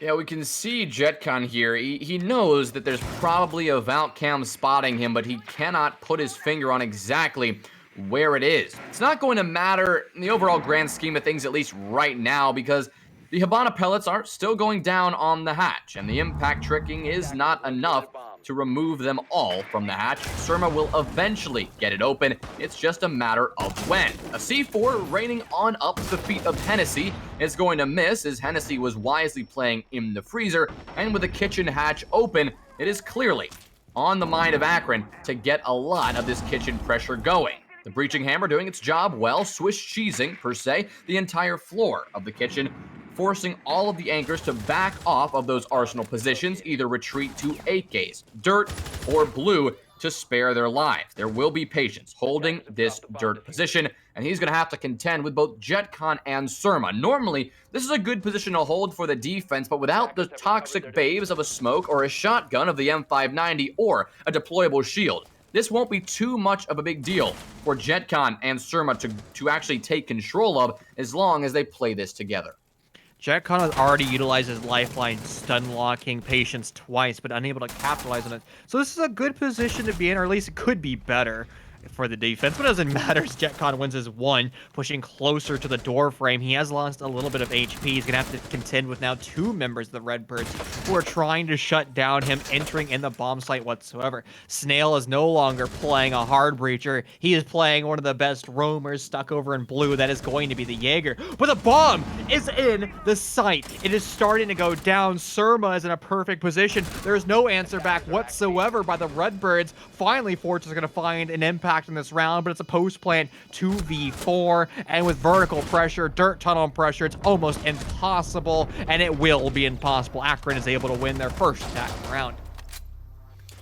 A clean attack, and honestly, there were things that Akron just did really well, but then there were also a couple of things that ISU kind of handed to Akron. I mean, placing Patience in dirt so late in the round when you know there's dirt pressure coming. I mean, I get your intention is to delay time as much as possible, which is, as we've seen on Villa, that is the most important strategy, especially when Akron is so efficient with their attacks. Unfortunately for them, you can't really hold dirt with an MPX without any supporting utility when you're getting double swung at the same time. Of course, I saw the intent there, the idea and the overall macro strategy.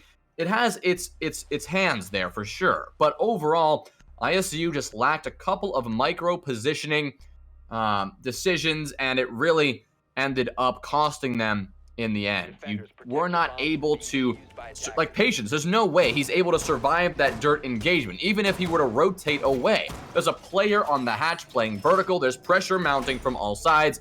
He's definitely going to be dead in that position. And maybe he was caught in a crossfire that he needed to get out of, and dirt was his only escape, but I suspect it was more of a voluntary decision to aggress and try to retake control of dirt, a decision that he will likely not be making again. But it is match point in map number 2.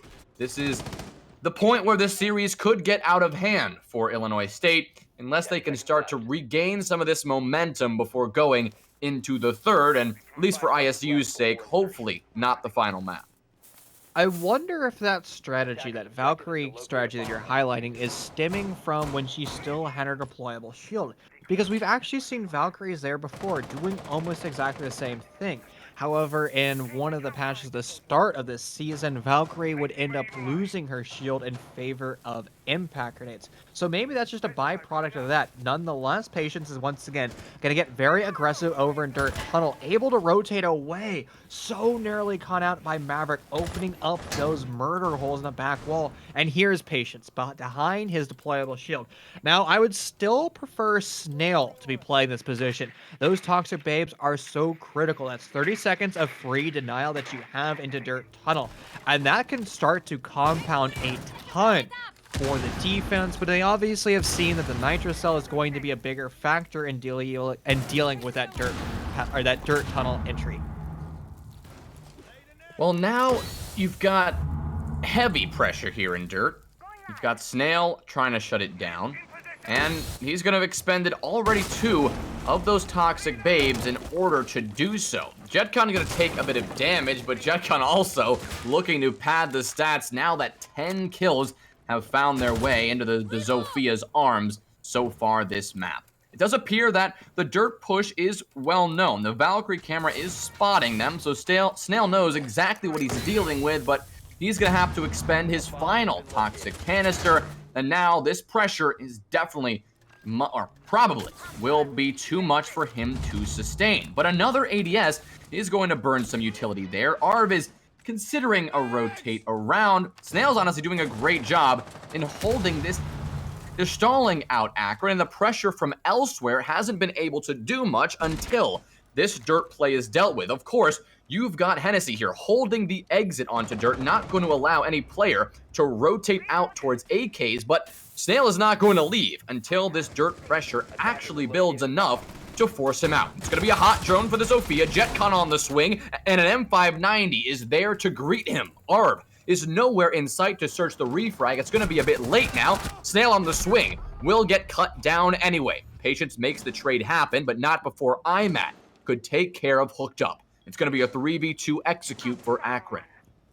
Another sprint challenge. An attacker is going to fall to that, but it's a 1v3 here on match point. Locked away in dirt tunnel. Patience has nowhere to go. He's going to be pressured over from blue as well as the hatch.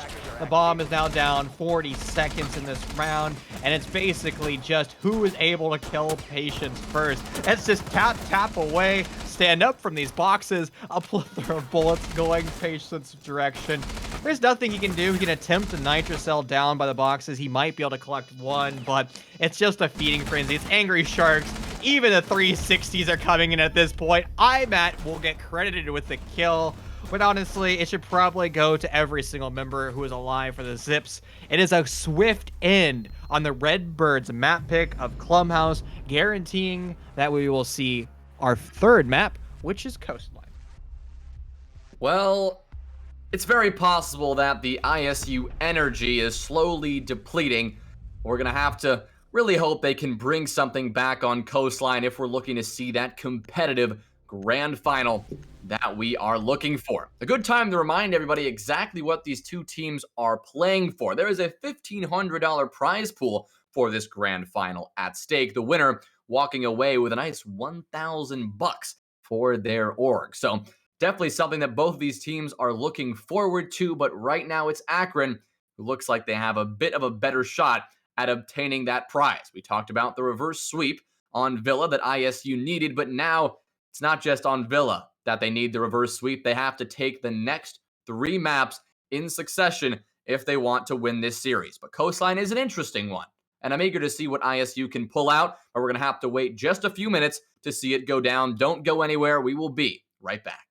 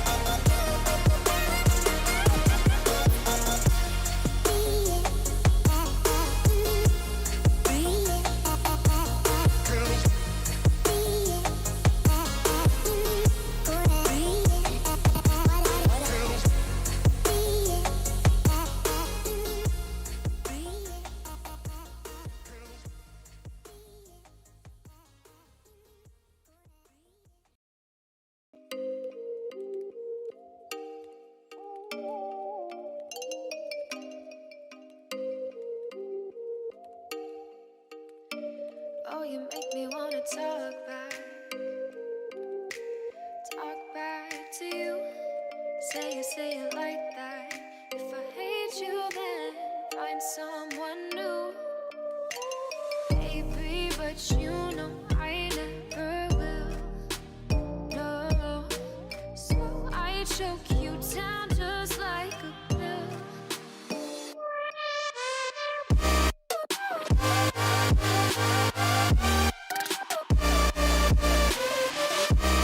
Oh yeah,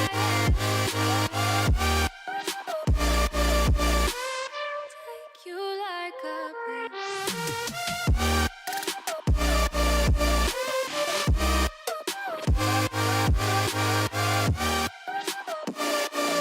Am I fill you like a pill to get my fill. No, do me in the worst way. Don't let me sleep, never say sorry. Oh, maybe I'll leave. Baby, but you know I never will. No, so I choke you down just like a pill.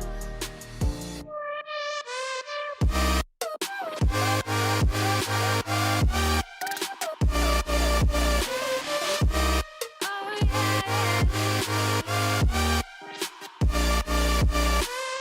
take you like a pill.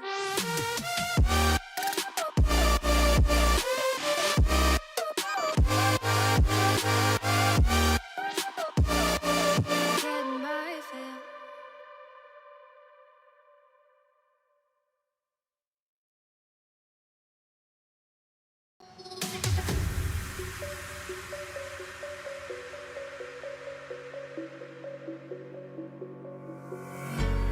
When the lights go down, I've seen hell in you, but you don't care, no, you don't care, no. You just rather watch me fall from a golden.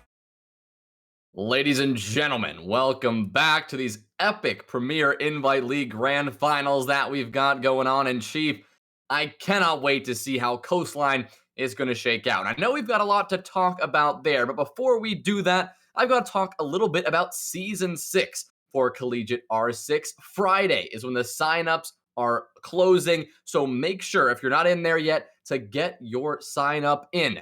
You'll be competing for a $10,000 prize pool in this spring season. And yes, you heard me right, $10,000. That's, I believe, unprecedented in CollegiateR6 history, so something we are very excited about bringing you. And, well, Chief, I'm equally excited about this series as well and seeing it conclude. And on Coastline, both of these teams have quite a history. And I think this is the best map to have the Redbirds win. They've been struggling on the more tactical maps that have these big strategies. And again, we've been talking about this the whole time. The Redbirds just want to have a vibe check. They want to have fun. They want to be here, but they're not going to bring out those strategies as a result. And what map does that basically say? That is Coastline, a map that is designed for pure and utter frag. I'm not saying that you don't have to have strategies, because you do have to have strategy, you do have to have synergization, but it's not as extreme as Clubhouse and Villa. I agree. Those are more strat-focused maps, and now we're kind of throwing the majority of those rigid strats out the window, opening the door for the loose play, the frag-heavy play. And normally, this is where you'd say, guys, are you kidding me? Akron is Akron. They're a frag-heavy team. But then you'd have to consider the last few weeks of these Premier Invite playoffs. Illinois State not only had the audacity to take Purdue to Coastline and then win, but they did the same thing to Texas Tech on the very same map. So ISU, not really a Coastline team, has come out of nowhere and pulled this map out of thin air to be one of their apparently strongest maps in the game. And so I wholeheartedly agree with you, Chief. If they're going to find success anywhere, it might as well be on Coastline, and it needs to be right now. And Ash ban. That is a big middle finger to IMAT, who's been playing that primary intro the entire time and doing a wonderful job at that. And normally I'm not a fan of Jackal bans simply on the bigger maps, because if you're a cutting defender, you can provide a Jackal provides you with a certain level of information as a defender because you know exactly where he is based on how many pings. However, on Coastline, you don't have the ability to roam around the map, so you're going to get pinned and locked down. Doesn't matter how many Jackal pings you have on you. Malusi finally rounding out the bans, and Valkyrie, and also a very common ban on this map, simply because she provides so much information. You can throw those cameras in just about every place. You want it in your bomb site? Excellent. You want it outside on a tree so you can run out and swing? Even better. However, Ash and Valkyrie, IMAT's primary operators, have been banned. This is going to prompt him to take out the BM King himself, Mr. Blackbeard. Well, we're talking a little bit about limiting the potential of IMAT on the fragging. But on the side of ISU, this is where we gotta mention another storyline that's been in play. Of course, the running joke in the community is the over-under on Snail and the number of kills he's going to get in a map and in the series. But what we haven't really been talking about yet is the, well, I've got to say, underperformance of Hooked Up, Fortra, and Harabic in particular. Patience has been putting up some numbers, of course not his usual numbers, but nothing too detrimental to the team. But when a very hard support player, and a player all about the brain and less about the aim, like Snail is often considered, you got to question why he's top fragging, and when Hooked Up, Fortra, and Harabic aren't quite delivering the same number of kills that this hard support player has been able to do. Something that ISU will definitely need to correct going forward. It seems that the vibes from map 1 just were not enough to help Hooked Up, Fortra, and Harabic out on map number 2. But for them to find success here on their, what could be their final hopes, or what are their final hopes in this series, those three players are going to need to find their impact, and they're going to need to do it as soon as possible. Well, maybe the vibes weren't good enough in the previous map, but here in Coastline, at least you have some cool vibes. I'll show myself out. I'll show myself out. My bad for that one. Now, what I do love about the defense currently out of Illinois State is the fact that they've opened up all of the quad wall over by the blue bar. This means when you go for vertical control, it's going to be almost impossible to hold it because you also have to clear out the other side of the map over by the east. And that's going to be a tall task. Since there's currently 2 different roamers from the Redbirds tasked with holding that, it's going to be Patient as well as Havoc. But already Hennessy's working his way closer to being able to do that, as he has a set of frag grenades that he can send into the direction of Smoke. And this place where Smoke is playing is not only the name of his operator, Smoke, but it's also positioned on the map. It tends to get confusing, but Siege players like to have some redundancy with names. Well, it appears that Fortra is going with this strategy we've seen from him a couple of times. You hold this corner in Aqua, you reinforce the hatch so there can't be any vertical play, you slap a copious amount of Womag magnets really everywhere in the room, you add a deployable shield into the mix, and things get a bit difficult. But thankfully for Akron, they are bringing Hard Breach here on Coastline, not the most common thing, but in doing so, that is going to allow the hatch below Fortra's feet to be opened wide and force that position out of existence. Fortra is simply going to rotate to the other side of Aqua for the time being, and JetCon is going to open things up on Coastline by taking down the Jaeger. This is progressing a lot slower than many Coastline rounds often do, but right now Akron are just going through their due diligence, hoping to establish their crossfires that they need onto this bomb site. Fortra, though, he's going to go for the drop down the hatch that was opened up for him, and he's going to take down Surma with it. Fortra still locked over in office. He could have just held in the corner. Nobody knew he was there. But that pre-fire was a free signal to IMAT to pick him back up. And Akron still at the man advantage by a +1. And here is where Blackbeard is so powerful. Sitting here on Big Window with his face shield and the cross cover fire.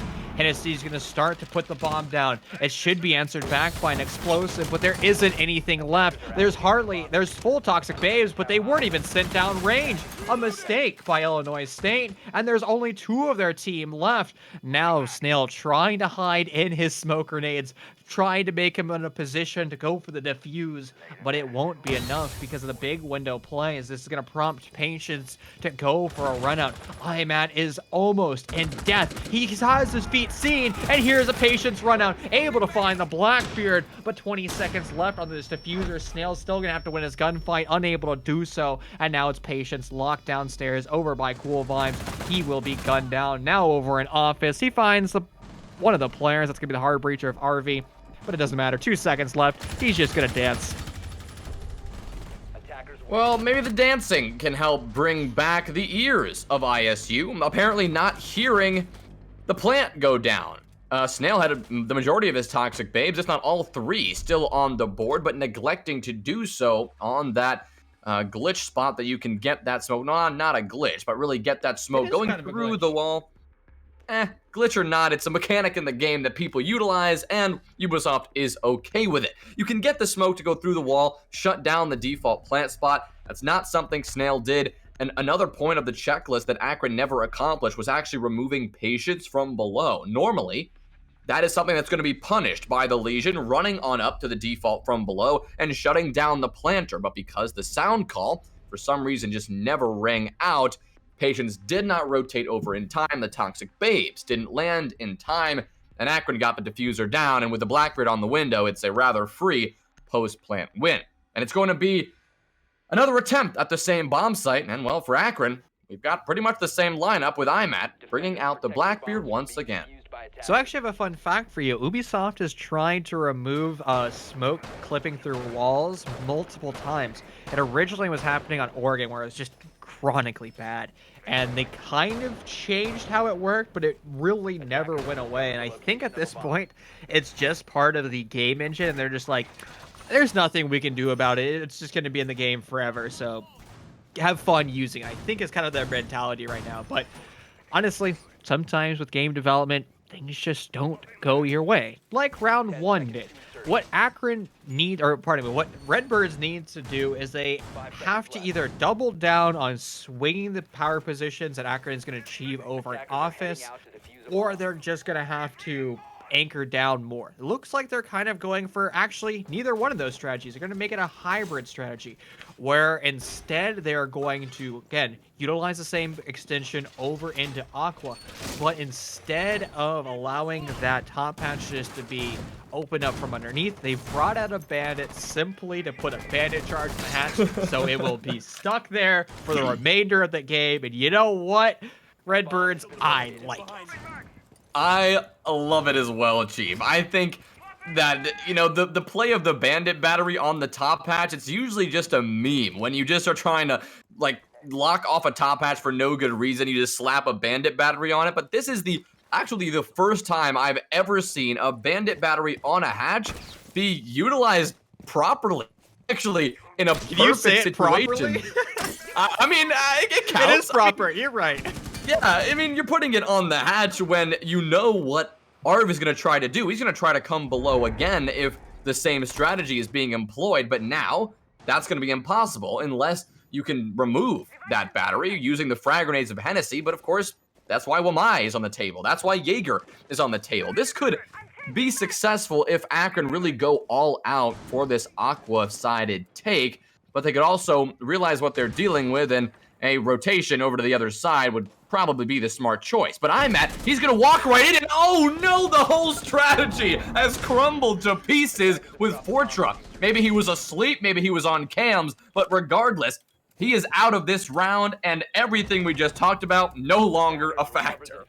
Well, that absolutely sucks for Fortra. Genius strategy met by genius gunplay. And sometimes that's always the answer to your prayers. And now the defense of the Redbirds gonna have to fight at a man disadvantage. Hennessy's gonna tempt the bomb plant, but forced away by the toxic babes. One of those defenders has lost his life trying to desperately grab a member of Akron. I believe he was trying to shut down Hennessy, the bomb planter. Patience has rotated underneath into offices again. He's gonna find a kill down here, but Hennessy planting a new new position is successful with his bomb plant. IMAT's gonna find one. Now it's patience. The storyline continues. Stuck downstairs, nowhere to go. He's just gonna hang out and bait members of Akron, padding those stats. He's currently sitting at 3-0, and he might find himself in another round without a death. But the problem is his teammates haven't survived, and he's not likely to win the round either. He may go for another dance tactic, hoping that that can reinstitute the vibes that ISU found on Villa, but so far on Coastline have been, well, few and far between. Patience is just going to hang out and play the time, but IMAT, he's not going to let that happen. The Blackbeard needs his kills, and he will find it onto the head of the Legion. That's going to be 2 rounds in a row for Akron, back-to-back attacking success on this hookah and billiard site. Most likely now we're going to have to see a change from ISU. Not only the technique they're choosing to bring to the table, but where they're choosing to do so. You know, I know the Blackbeard is just coming out to help the fragging potential, but I would rather see a buck in play, particularly now that we're going... Wait, I was going to say that we're going to go down to kitchen. I was kind of just running through my mental saying, all right, you know, the secondary bomb site, it's always kitchen, you know, vertical play. However, that is quite far from the case. We are going to be going over to Penthouse Theater. If you're newer to Rainbow Six Siege, this bomb site is horrendous. It actually used to be the primary bomb site. Everybody loved this site. The reason why it went away was pretty simple. Buck became so used on this map, the vertical play was unstoppable. There was nowhere for you to sit comfortable. However, that powerful operator isn't in play. Vertical destruction is going to be very difficult to do. Also, keep in mind that Ash is also banned. So the only operator that you're going to be able to send things vertically is going to be Zofia. You can make the argument that you can send frag grenades vertically with the Sledge of Hennessy. However, this is one of those times where Penthouse Theater could work out really well. And I can't believe I just said those words, Cheesy.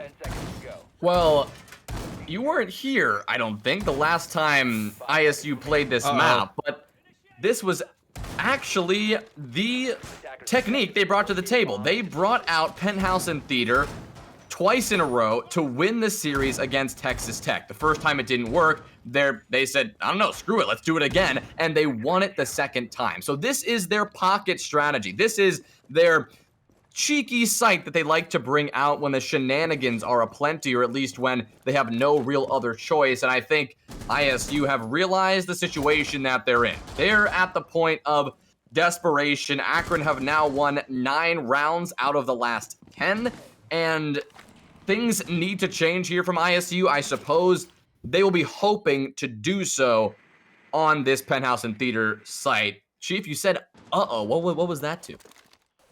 Oh, it was just the FO12 in play. I thought IMAT was just going to walk the door frame and get slammed.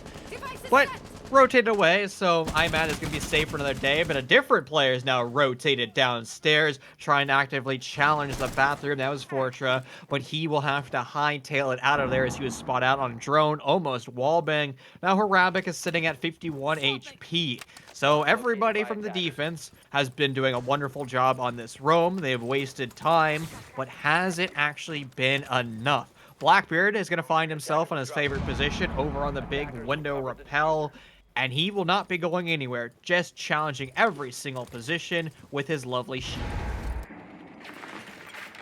Well, now Akron know exactly what they're dealing with here, and Hooked Up is just going to go for the absolute antic play. He's going to go for the swing, and it's going to be punished by Jetcon. The Vault in VIP is going to shut down the Bandit, who is rotating back in that Hall of Fame doorway. But something that has not yet been dealt with is these mirror windows that Patience is bringing, and this is something that could be quite detrimental to this Akron attack if they don't deal with this soon. Of course, you've got a player on the window. That's a Blackbeard who's now fragging out and taking down Patience, but you have to worry about these players coming from below. Fortra is going to go for it all and is going to get obliterated, but Harabic, he's there to find a swift answer with that FO12. Cutting down Surma, it's going to be a 2v4 going into these closing moments.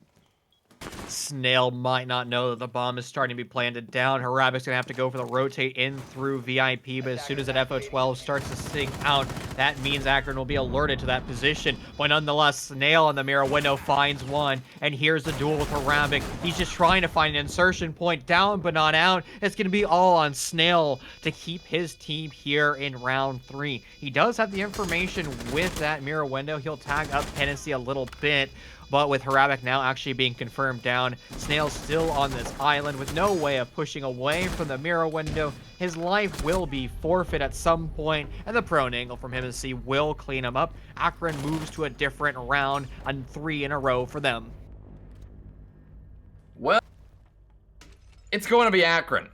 And it's just going to keep being Akron all night long. I mean, this is, of course, one of Akron's strongest maps, but the hope that ISU had choosing to pull out this map was simply the fact that they have found this, this was Akron's map pick, but the fact that ISU ended up going here and not banning Coastline, well, their hopes they had against Akron is simply because they were able to win against both Purdue and Texas Tech just 1 week and 2 weeks ago. But right now, these defensive rounds are just not being found for the Redbirds, and if not swiftly changed, this is on pace for another extremely dominant round. That is now the 10th round Akron have in the last 11.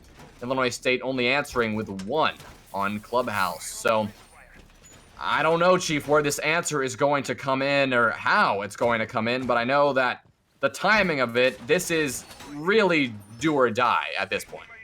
That is quite an aggressive operator lineup coming out by Illinois State. They're bringing a Rook, a Vigil, Mozzie. The Maestro is quite traditional. He's going to be probably relegated to his bomb site, just holding the position as long as possible. And then finally, Snail wrapping things up with a Jaeger. All operators that have phenomenal abilities to slaughter anything in their reticle. Even hooked up on that Maestro, 82 bullets of all the LMG goodness is something that you don't want to be on the receiving end. Akron on their side, they're going to have to start to taking control of that pink bar. They seem to have information that there might be somebody spawn peeking from the southmost window of pink bar. However, that was just a pre-meleeed hole to waste time. And actually, to the Redbirds' defense, it has wasted a decent amount of time. Akron hasn't even entered in the building yet because they're far too concerned about somebody flying out a window.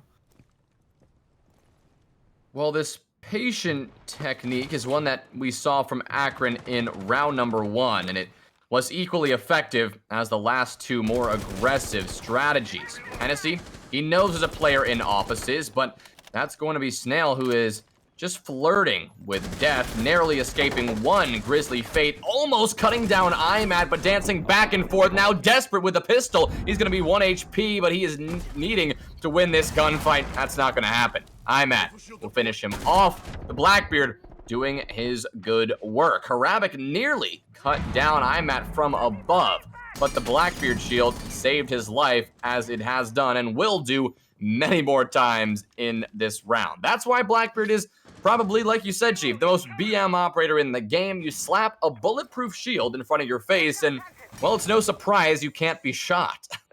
I'm of the school of thought, if you know Blackbeard's being played, it's actually not that terrifying because you just go for bodies. Just the way we saw IMAT playing that is your only thing was exposed was the tip of his forehead. A wonderful shot from Fortra, and a way to redeem himself from the previous potato fest that we saw in round 3. You know, sometimes you just get a little bit nervous in a series and you just forget how to aim altogether. But some mental resets was just enough for him to find that casualty, and the lone hard breacher is unable to participate in this round. The offsite pressure is doing wonderful for the Redbirds, as they have been unable to shut anything down, they being Akron. They're still trying to find every ounce of offsite pressure. Patience is upstairs in Hookah, and Harabic on an absolute banger. Slams JetCon, but IMAT on the refrag as we enter sub 30 seconds.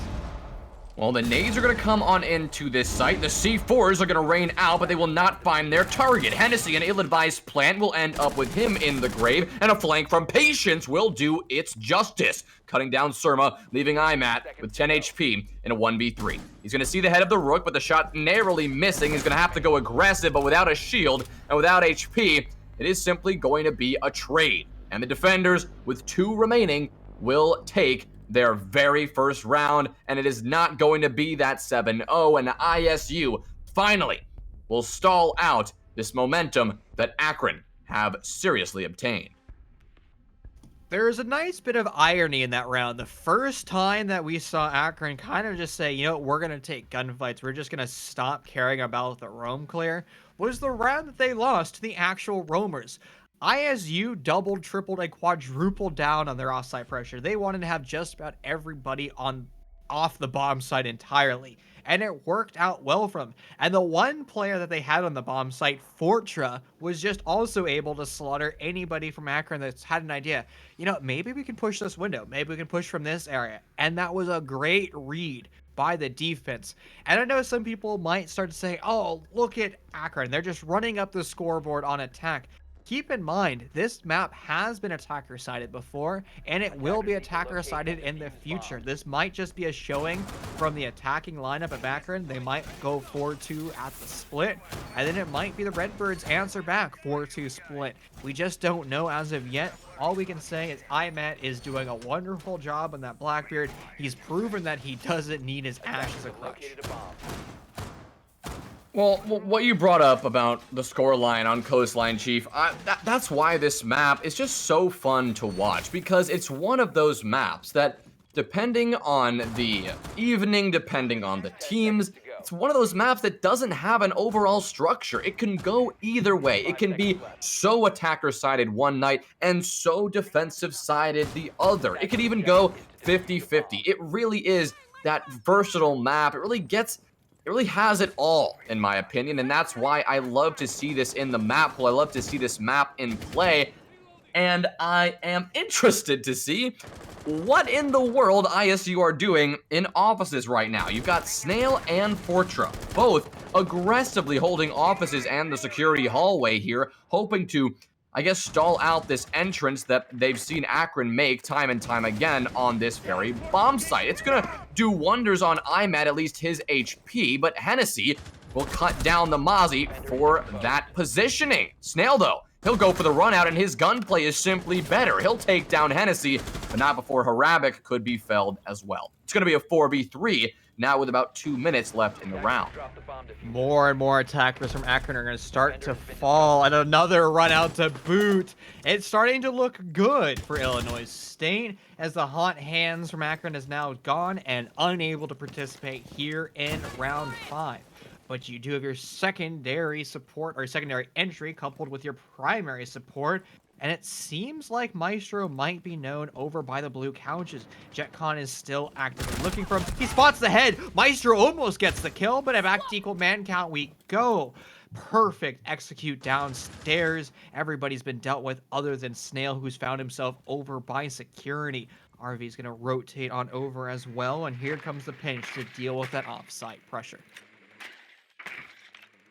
Well, they've got a lot of time to work with. That's why we're going to see JetCon on the drone, now trying to suss out the position of Snail. Thankfully, you've got Arv on this crossfire, so Snail is absolutely pinched in right now. The question is, will Akron act on this, or will they play this more passively? JetCon seems eager to act. The spray onto the position where Snail has already retreated from is going to allow Patience the opportunity to potentially assist the player. Both of these attackers are very tunnel visioned on this push, but Arv is going to walk right on in and cut down Snail, but not before Snail took down JetCon. That is a tremendous pick for now seemingly the Jaeger main, and it's going to be a 1v1 going down to the wire. It's a Frost versus a Habana, but the Habana notably has no drones. Patience has probably quite a bit of intel now that all of his teammates are sitting on the cameras, and now it's going to be quite a tough position for Arv to be in.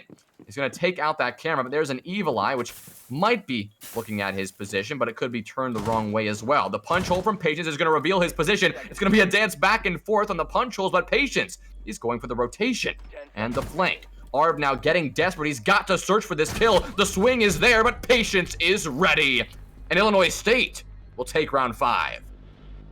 Even more heating up for the Redbirds. They're doing a wonderful job. We were saying 4-2 splits are common, and it seems to be heading in that direction. One more round of defense for the Redbirds, and they're going to have to bring out something different. Are they going to return over to Penthouse Theater? There's obviously a lot of deliberation of which bomb site they want to have, and indeed, it will be Penthouse Theater. The thing is, for the attackers, is they have every tool to break down this setup. Sure, you're bringing out a bandit as well as a mute, but the thing is, if you have a Blackbeard repelled on big window, you just shoot one of the bandit batteries, and then now you have it opening in that triple wall, and it's a free avenue on into the bomb site. There was no pressure whatsoever by ISU over in VIP. They actually barricaded that off altogether, and that was one of the crippling factors of the Rome game. They were unable to return to VIP and ended up losing it over 90. Well, we've got a bit of a change here from Illinois State. They're bringing out the Doc for the first time. Arabic hoping that the operator, who's now generally reserved for more frag-heavy roles, is going to be what ISU needs to take this round number 6 and actually secure that 3-3 50-50 split. That would simply be tremendous if ISU were able to make this comeback happen and actually neutralize this Akron advantage going into the ISU attacking half, because what we've seen from them in the past is ISU do really know how to attack this map. They tend to go for all-out aqua pushes. That's what we've seen from them time and time again, but it is something that they have pretty down pat. They know how to do it well. And so with this last round on defense and their priority, taking down Arv to so low HP, that's the peak from the window from Harabic. He's going to spawn peek now that he's on the dock roll, of course, and can juice himself back up if needed. But it's Arv, now desperately in need of some juice himself, now only about 10 HP to his name.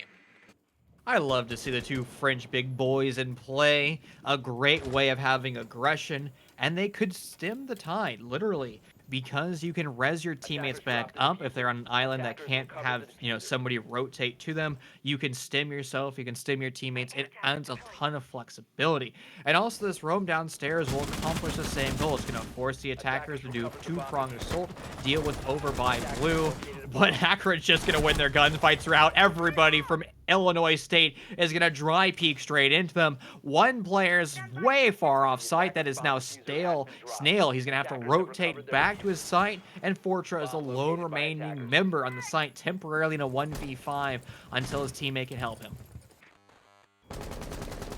Well, this one not looking good for ISU to pull out that last offensive win that I talked about just a moment ago, especially because Snail is simply nowhere to be found. He's going to go for some sort of big flank play, but there's Surma in play. There's air jabs set up everywhere, and there very well could be one on that bathroom rotate if Snail's not careful. Surma, though, he is going to get cut down, but he's going to do some cutting down of his own, removing Snail and making Fortra the last player remaining. Fortra's not going to capitalize on the Blackbeard swing in from the window, and IMAT cleaning up the last remaining player of this ISU defense and giving himself and giving Akron the flawless round. Oh, there we go. Akron is back in it. They made a few hiccups in the previously 2 rounds. They rectified those decisions, landing them perfectly at the predicted 4-2 split.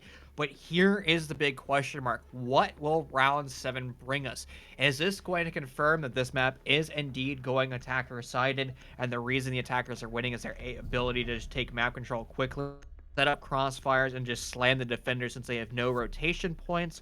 Or is it going to be Akron really able to flex their mechanical skill and show that they're capable of winning every single gunfight? And also, IMAT, unable to play his favorite operator. Valkyrie is going to bring out the Mozzie for the first time, at least for him in this series. Akron has done a great job of abusing mute Mozzie setups before, but only one of those dynamic duos will be shown.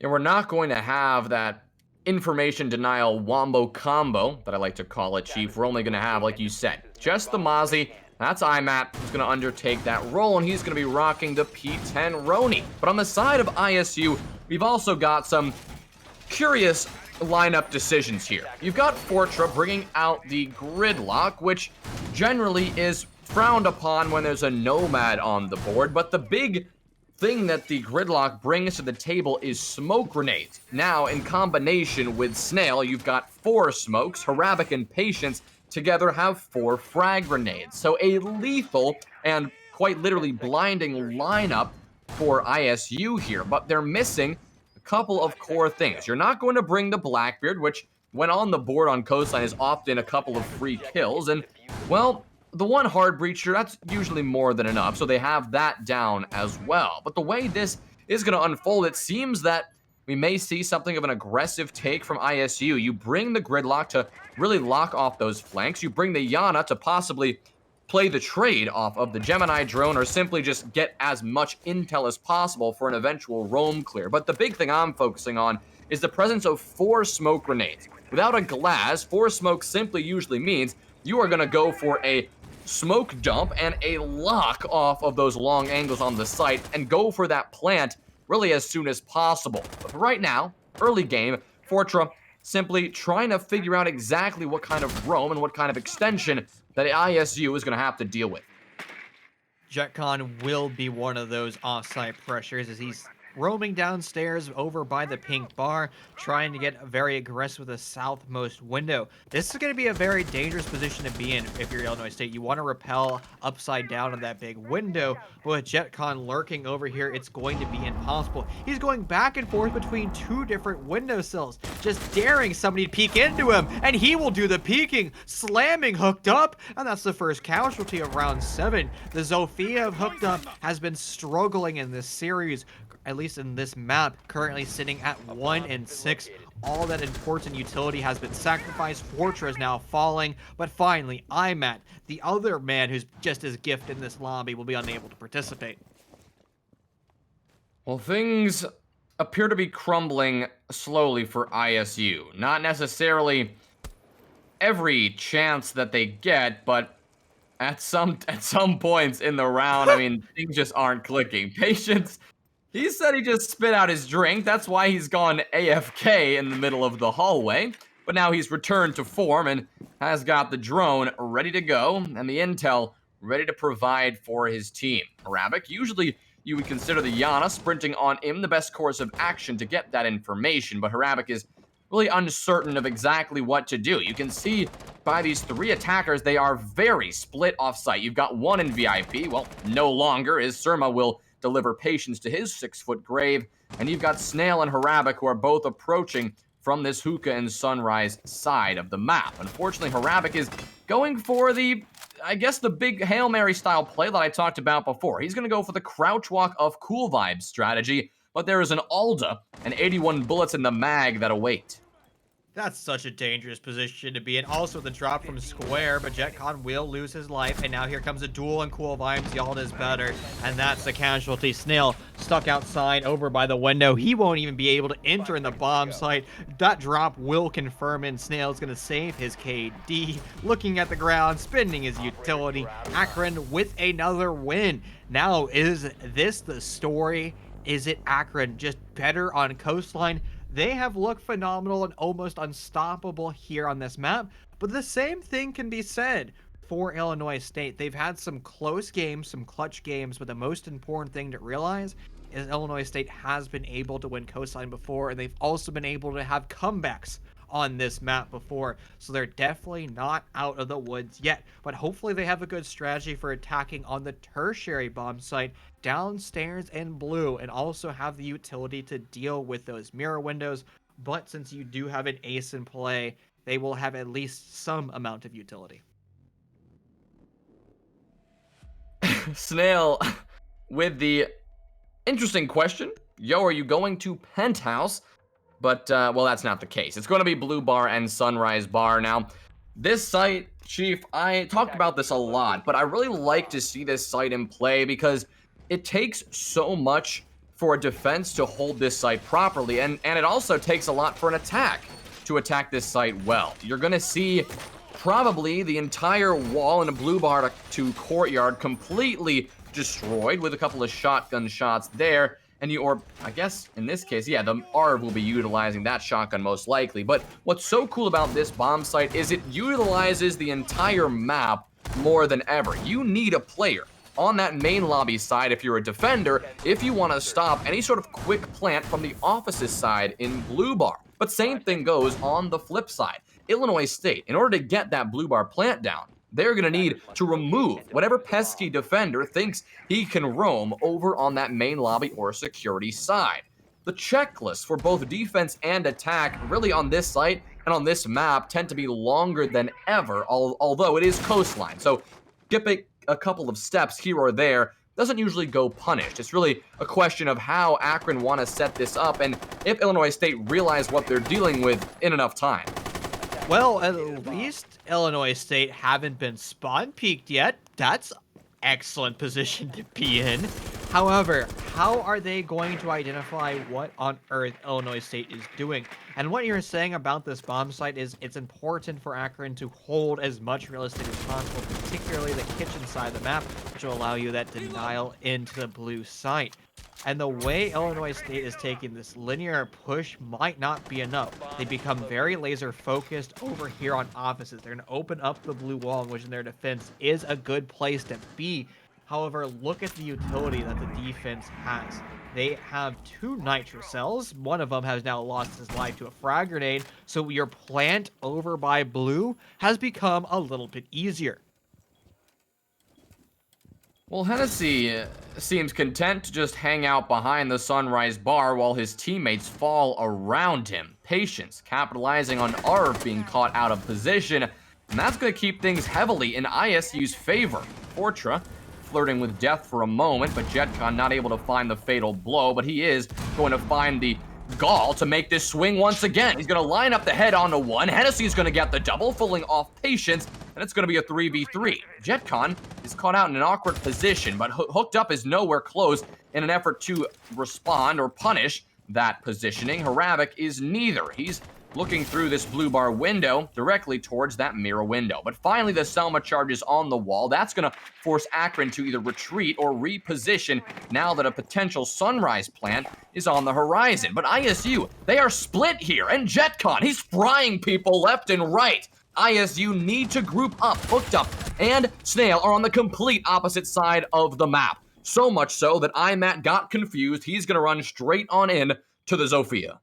This is a wonderful rotation. This allows us so much flexibility from Illinois State. Now Hennessy is down but not out. This is a perfect position to be in. Now JetCon is rotating to a different position. He has the yellow ping information, but he isn't in a place to really deny this plan. He's going to have to start to expedite his entry back into his bomb site. There's so little time left on that diffuser. Snail has confirmed putting it down, and that is going to change everything for the attacking team of the Redbirds. The mirror windows that were so important to Akron is going to be utilized against JetCon. Hooked Up has the yellow pings, and he also has the information from that window. This round is most likely going to be forfeit, coupled with that drone over by the side of, that is what, blue, and finally Hooked Up finds that kill. A great showing. ISU, they are going to make it happen here and get this even closer to neutralizing the Akron advantage. Only a 2-round deficit now for the Redbirds, and following a successful attack, well, they've got the momentum in their hands. That last round, it was back and forth the entire time, but ISU had the advantage early on, and they never fully lost it, even when the advantage was neutralized, at least in terms of the man count. The lines of sight and the map control that ISU did establish was dominant, and they refused to relinquish it. Even the odd play of Snail and Hooked Up to play so separate turns out to be the big brain play, because IMAT knew where Snail was, but had no idea that the Zofia was ratting in security, and so he fell to that very angle. A good decision there by Hooked Up, as it turns out, to be holding the cross and not allowing IMAT to rotate back to site. So a couple of good decisions there, compounded by Akron not quite getting a handle on that attack, is going to give ISU the win. And now as we head over to this kitchen and service bomb site, really, we're going to have to see how things develop and change up here, because vertical play is so important for this one. Well, there's going to be a Finka being utilized. Normally, you would see maybe a Buck in play who's great for that vertical play, but you still have a Sledge who's just as good. We've also seen some teams get very creative and bring out a Fuse. Fuse is one of those operators that's extremely high risk, high reward, and usually the opportunity cost of breaking him is just not there. But he is such a good operator, particularly on this one bomb site of Kitchen. You can place all 4 Fuse charges, destroy pretty much every single amount of utility. You have barbed wires on site, those are now destroyed.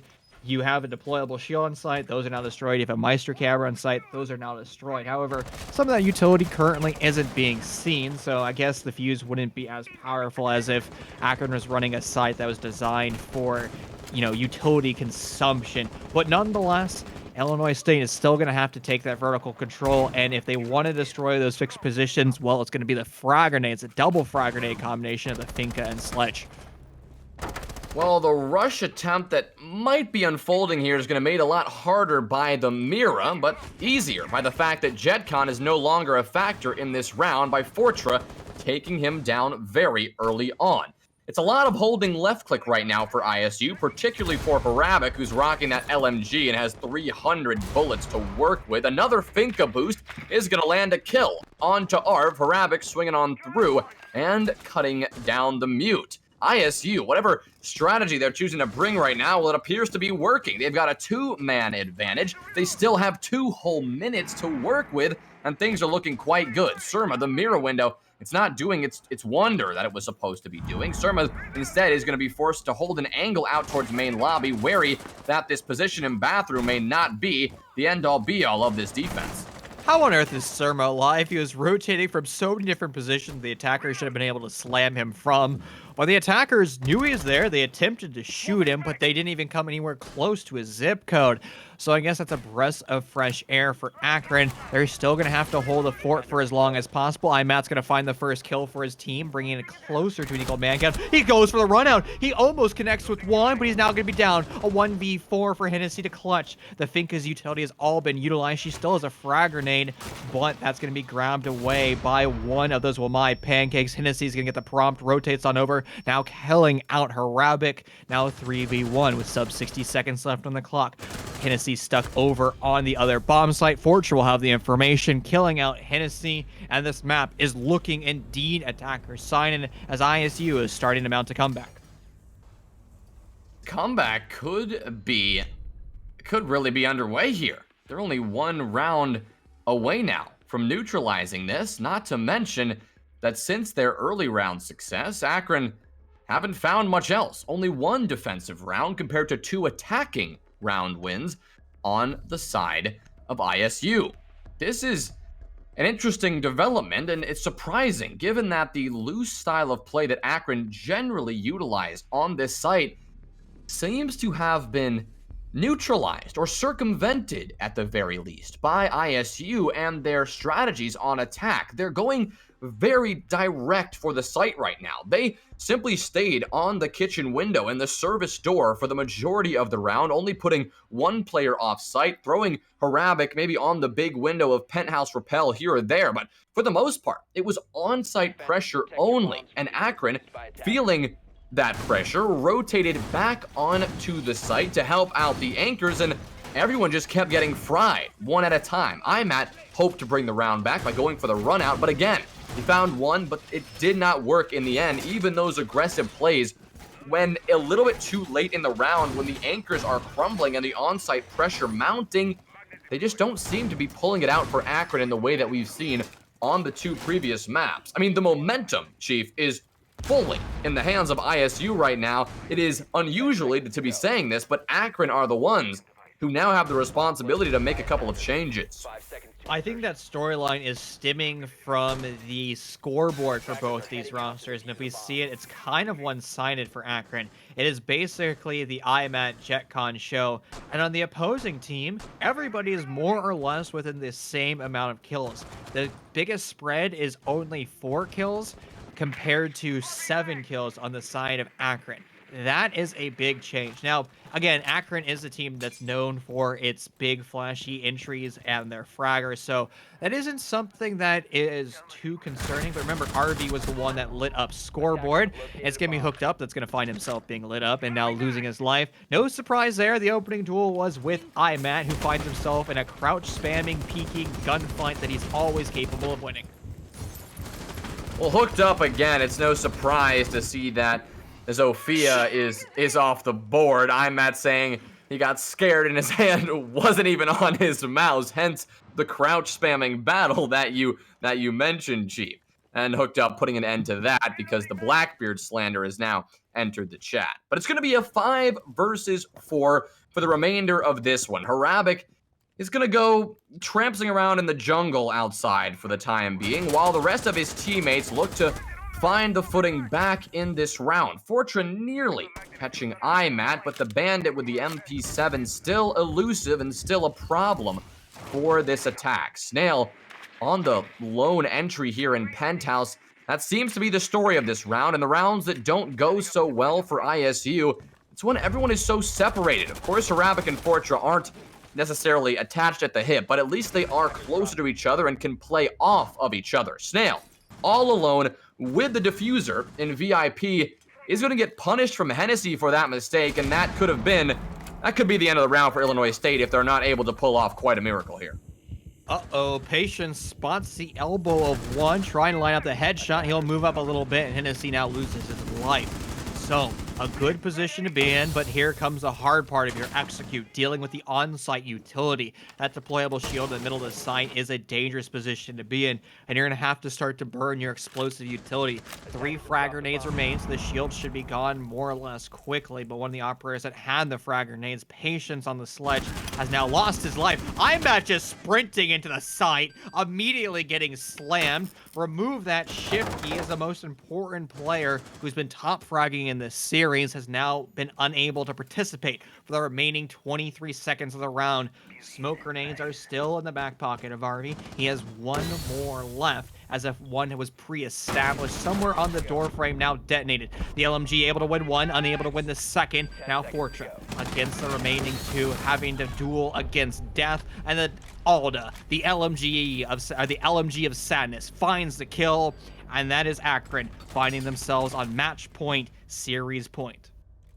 The LMG of sadness. I like that one, Chief. Okay. It absolutely is. Put it in the back pocket, use that one later. But another good attempt there from ISU, but that time, honestly, it was disjointed from the very beginning. I mean, something was off about that, and it was the fact that everyone was so isolated. The attackers were kind of on an island, and generally that's something you see more on the defensive side than rather on the attack, but I think the recent attacking success of ISU may have gotten in their heads a little bit. They decided to play their gun skill playing very independently, but on attack, generally the advantage you have in most engagements is the fact that you're pushing into a particular angle with quite a bit of attacking force, and generally, in that angle, there's only 1 or 2 defenders to contest that. Your man advantage is something that is huge to play off of in every single engagement as an attacking team,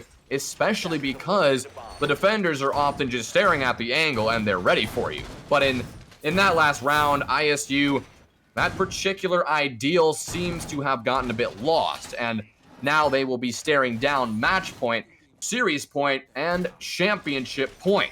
An interesting fact here for Akron is not only winning this would make them the back-to-back CR6 Premier Champions, but this would make them 9 times collegiate champions across the entire collegiate ecosystem. It would be unprecedented and incredible to see them make this happen, and right now, unless ISU can pull out 2 rounds in a row here, Akron could be on that very path.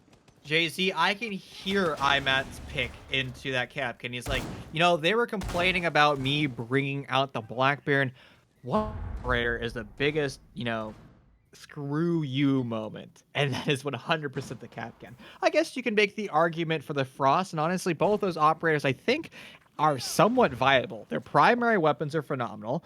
Their secondary utility is pretty good, particularly Frost with the deployable shields. JetCon's going to find the opener. Hooked Up has been on the struggle bus. He will struggle once again, being the opening duel for his team, and all of his drones were throughout the map. So at least you have established some type of flank watch, which means when an Akron player does decide to get aggressive, because you know that they will have the information on that. So a good place to be if there is a silver lining to losing one of your best players.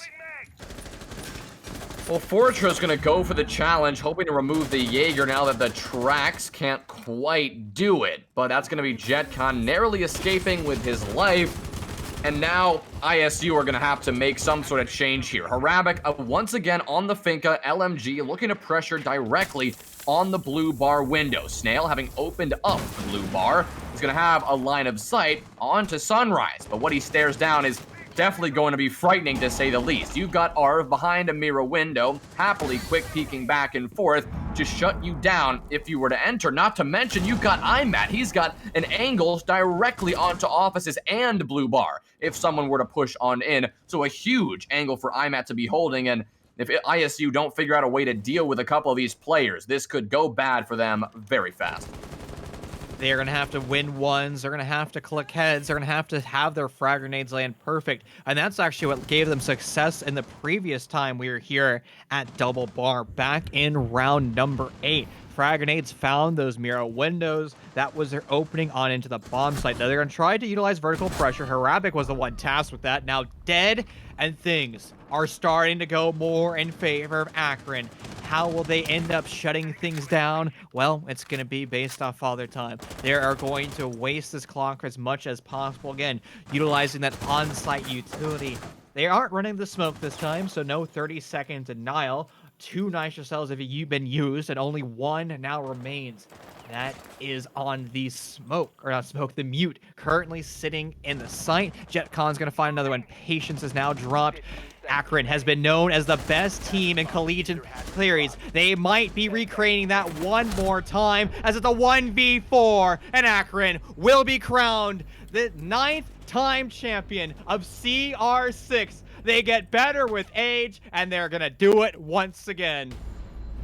Well, not quite in CR6, the 9 times champions, but collegiate in general, you're right. Yeah, they simply cannot be stopped. Akron, another stellar performance in another grand final, and they will continue to add to the massive bag that this team has acquired, the $950 grand prize going straight to them. An incredible series, and honestly, Chief, I think that ISU put up a good fight. I think especially early on and on that last map, I mean, ISU put up a fight that many teams were not, or many players and people in the community were not expecting them to be able to do. I think they made their mark here tonight, but the fact that Akron has won at the end of the day surprises nobody. It really doesn't. I mean, they were the favorites in every step of the way. They have so much T3 experience. They have so much mechanical skill. They have so much strategy. It's a difficult challenge to even go up against them. And kudos to their opponents, the Redbirds. They fought hard. And I have to say, everybody memes on Snail. He did great today. He was one of the top fraggers. He was always in the right place, the right time, winning his gunfights. And if he wasn't, he was still winning his gunfights.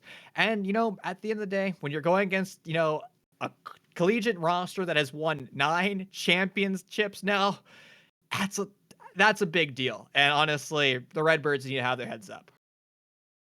We're going to have our interview with our victors in just a few moments, but until then, we're going to take a super short break, so stick with us and you can hear from the team themselves. We'll be right back. Think about it, ring won't tell you what I saw. When you break it off, you'll see who had it all. You had it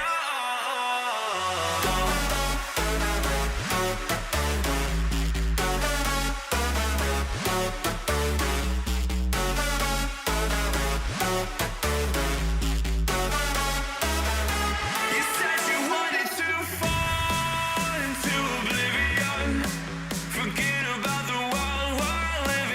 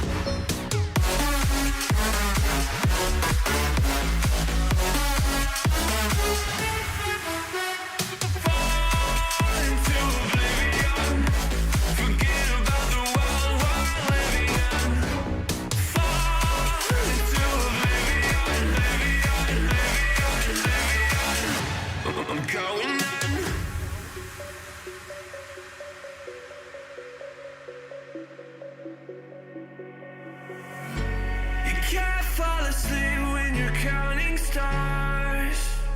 Get it together.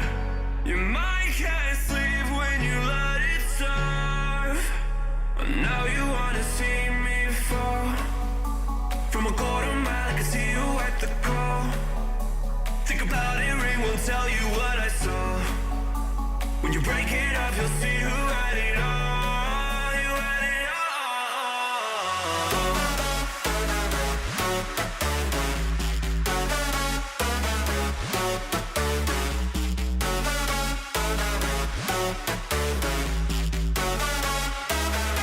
You said you wanted to fall into Ladies and gentlemen, we are back with our victors. Surma, the captain of Akron, as well the gunner himself, Mr. Imat, are blessing us with their presence. My friends, welcome.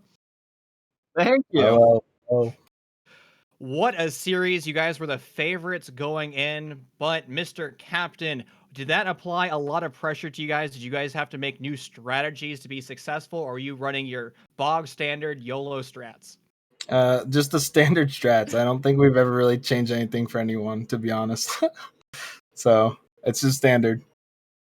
Now, we saw some BM plays coming out of you, Matt, in the last series. The Capcans, the Blackbeards. Was that just because they target banned you on Ash?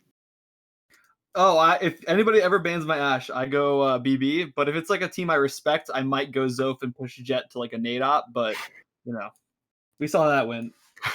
So, if we saw them start to run up more rounds, Matt, would that have prompted you to bring out an opera that has more utility, or were you just going to still double down on that type of mentality? Oh, I play Zoph. I play a lot of characters. Like I'm not sure. I started streaming some FPLC, but I'm not usually the entry. If I anything, I'm a second entry. I play a lot of characters. I just love playing Ash. Wonderful. Well, JZ, I know you have a ton of questions, so I'm going to pass it back over to you. Well, I'll throw this one to you first, Surma. I want to ask about Villa and the comeback that ISU started to make and how you guys maintained your cool given their surprising success, and then how going over to Clubhouse you just decided to roll them, without a better word, I guess. I think what happened was when it transitioned to us going on to defense, we just had to adjust to how they were pushing. We realized that a lot of them they just push really fast, and if we just give them nothing early game, then we just win the round. So at halftime, if we just played smart and just didn't get a pick early, we would, because in the attacking phase, the rounds that they won were the rounds that they got to pick off within the first 10 seconds. So if they don't get a pick, then we win the round. Mm-hmm. And in this Premier Invite League, obviously there are probably several other teams you expected to end up in the finals against. Was there a team you were stratting for, you were preparing for, or just had in mind? I mean, what are your thoughts on the fact that ISU really ended up this far? I did not expect them to make this far. Like, don't get me wrong, they're not a bad team. They're not in my opinion, they're a top 5 team, but more toward like the 4 to 5 area, not the like 1 to 3 area. I really thought TTU was gonna win. Honestly, the Purdue game, in my opinion, was a 50-50, not as one-sided as people thought Purdue was gonna win. But like we don't really prep anything. We scrim like whatever, like 2 times a week, and then we have our matches. So we don't really like prep. I jokingly said on their Dirt Report, which is a collegiate podcast, that I was prepped for them, and I looked at their coastline. All I saw is that they played coastline, and I just totally BS'd it, and I think they fell for it, to be honest with you. Well, it seems to have worked. I mean, in terms of any other questions, I think you guys kept the best of 5 pretty short and sweet, so I don't have much else for you. Obviously, I would love to give you both the opportunity to shout out your teammates, your supporters, your organization, anyone who you'd like, and I'll throw the mic to Surma, the captain. Yeah, I just have to say thank you to everyone that's watching, especially all of our family members. I know a lot of our family members watch, so it's always a big deal for us to perform well and just to show what we do. Definitely thanks to everyone that supports us on a daily, and thanks to University of Akron for giving us a chance to be where we are. All right, well, now one last question to both of you. How does it feel to be 9 times collegiate champions? I'm looking. That means nothing to me. I'm looking to win these next 3 leagues. Honestly, I'm more excited about SCS quals coming up Wednesday. That is Let's a good go. one to be looking out for. And well, gentlemen, thank you once again for coming in the booth, and congratulations on a season well fought, on a grand final well fought, and again on your title of CR6 wins the 2020 champions. Well, ladies and gentlemen, it has been quite a series, Chief. It has been a pleasure to cast alongside you.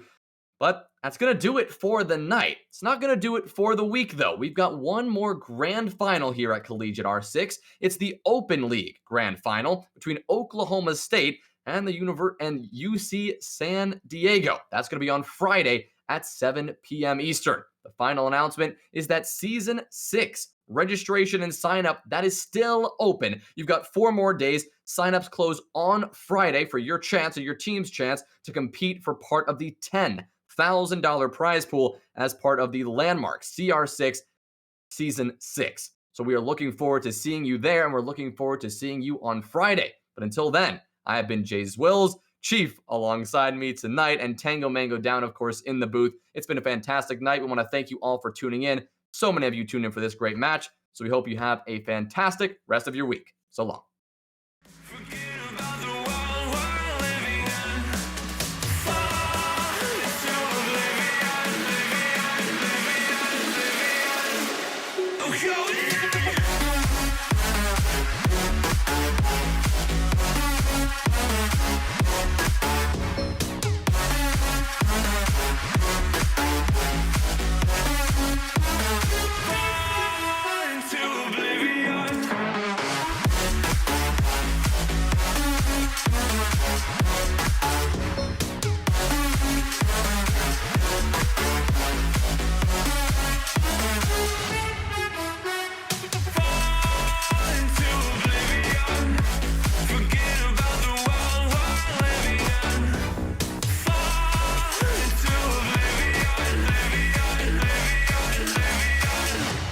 I'm going out.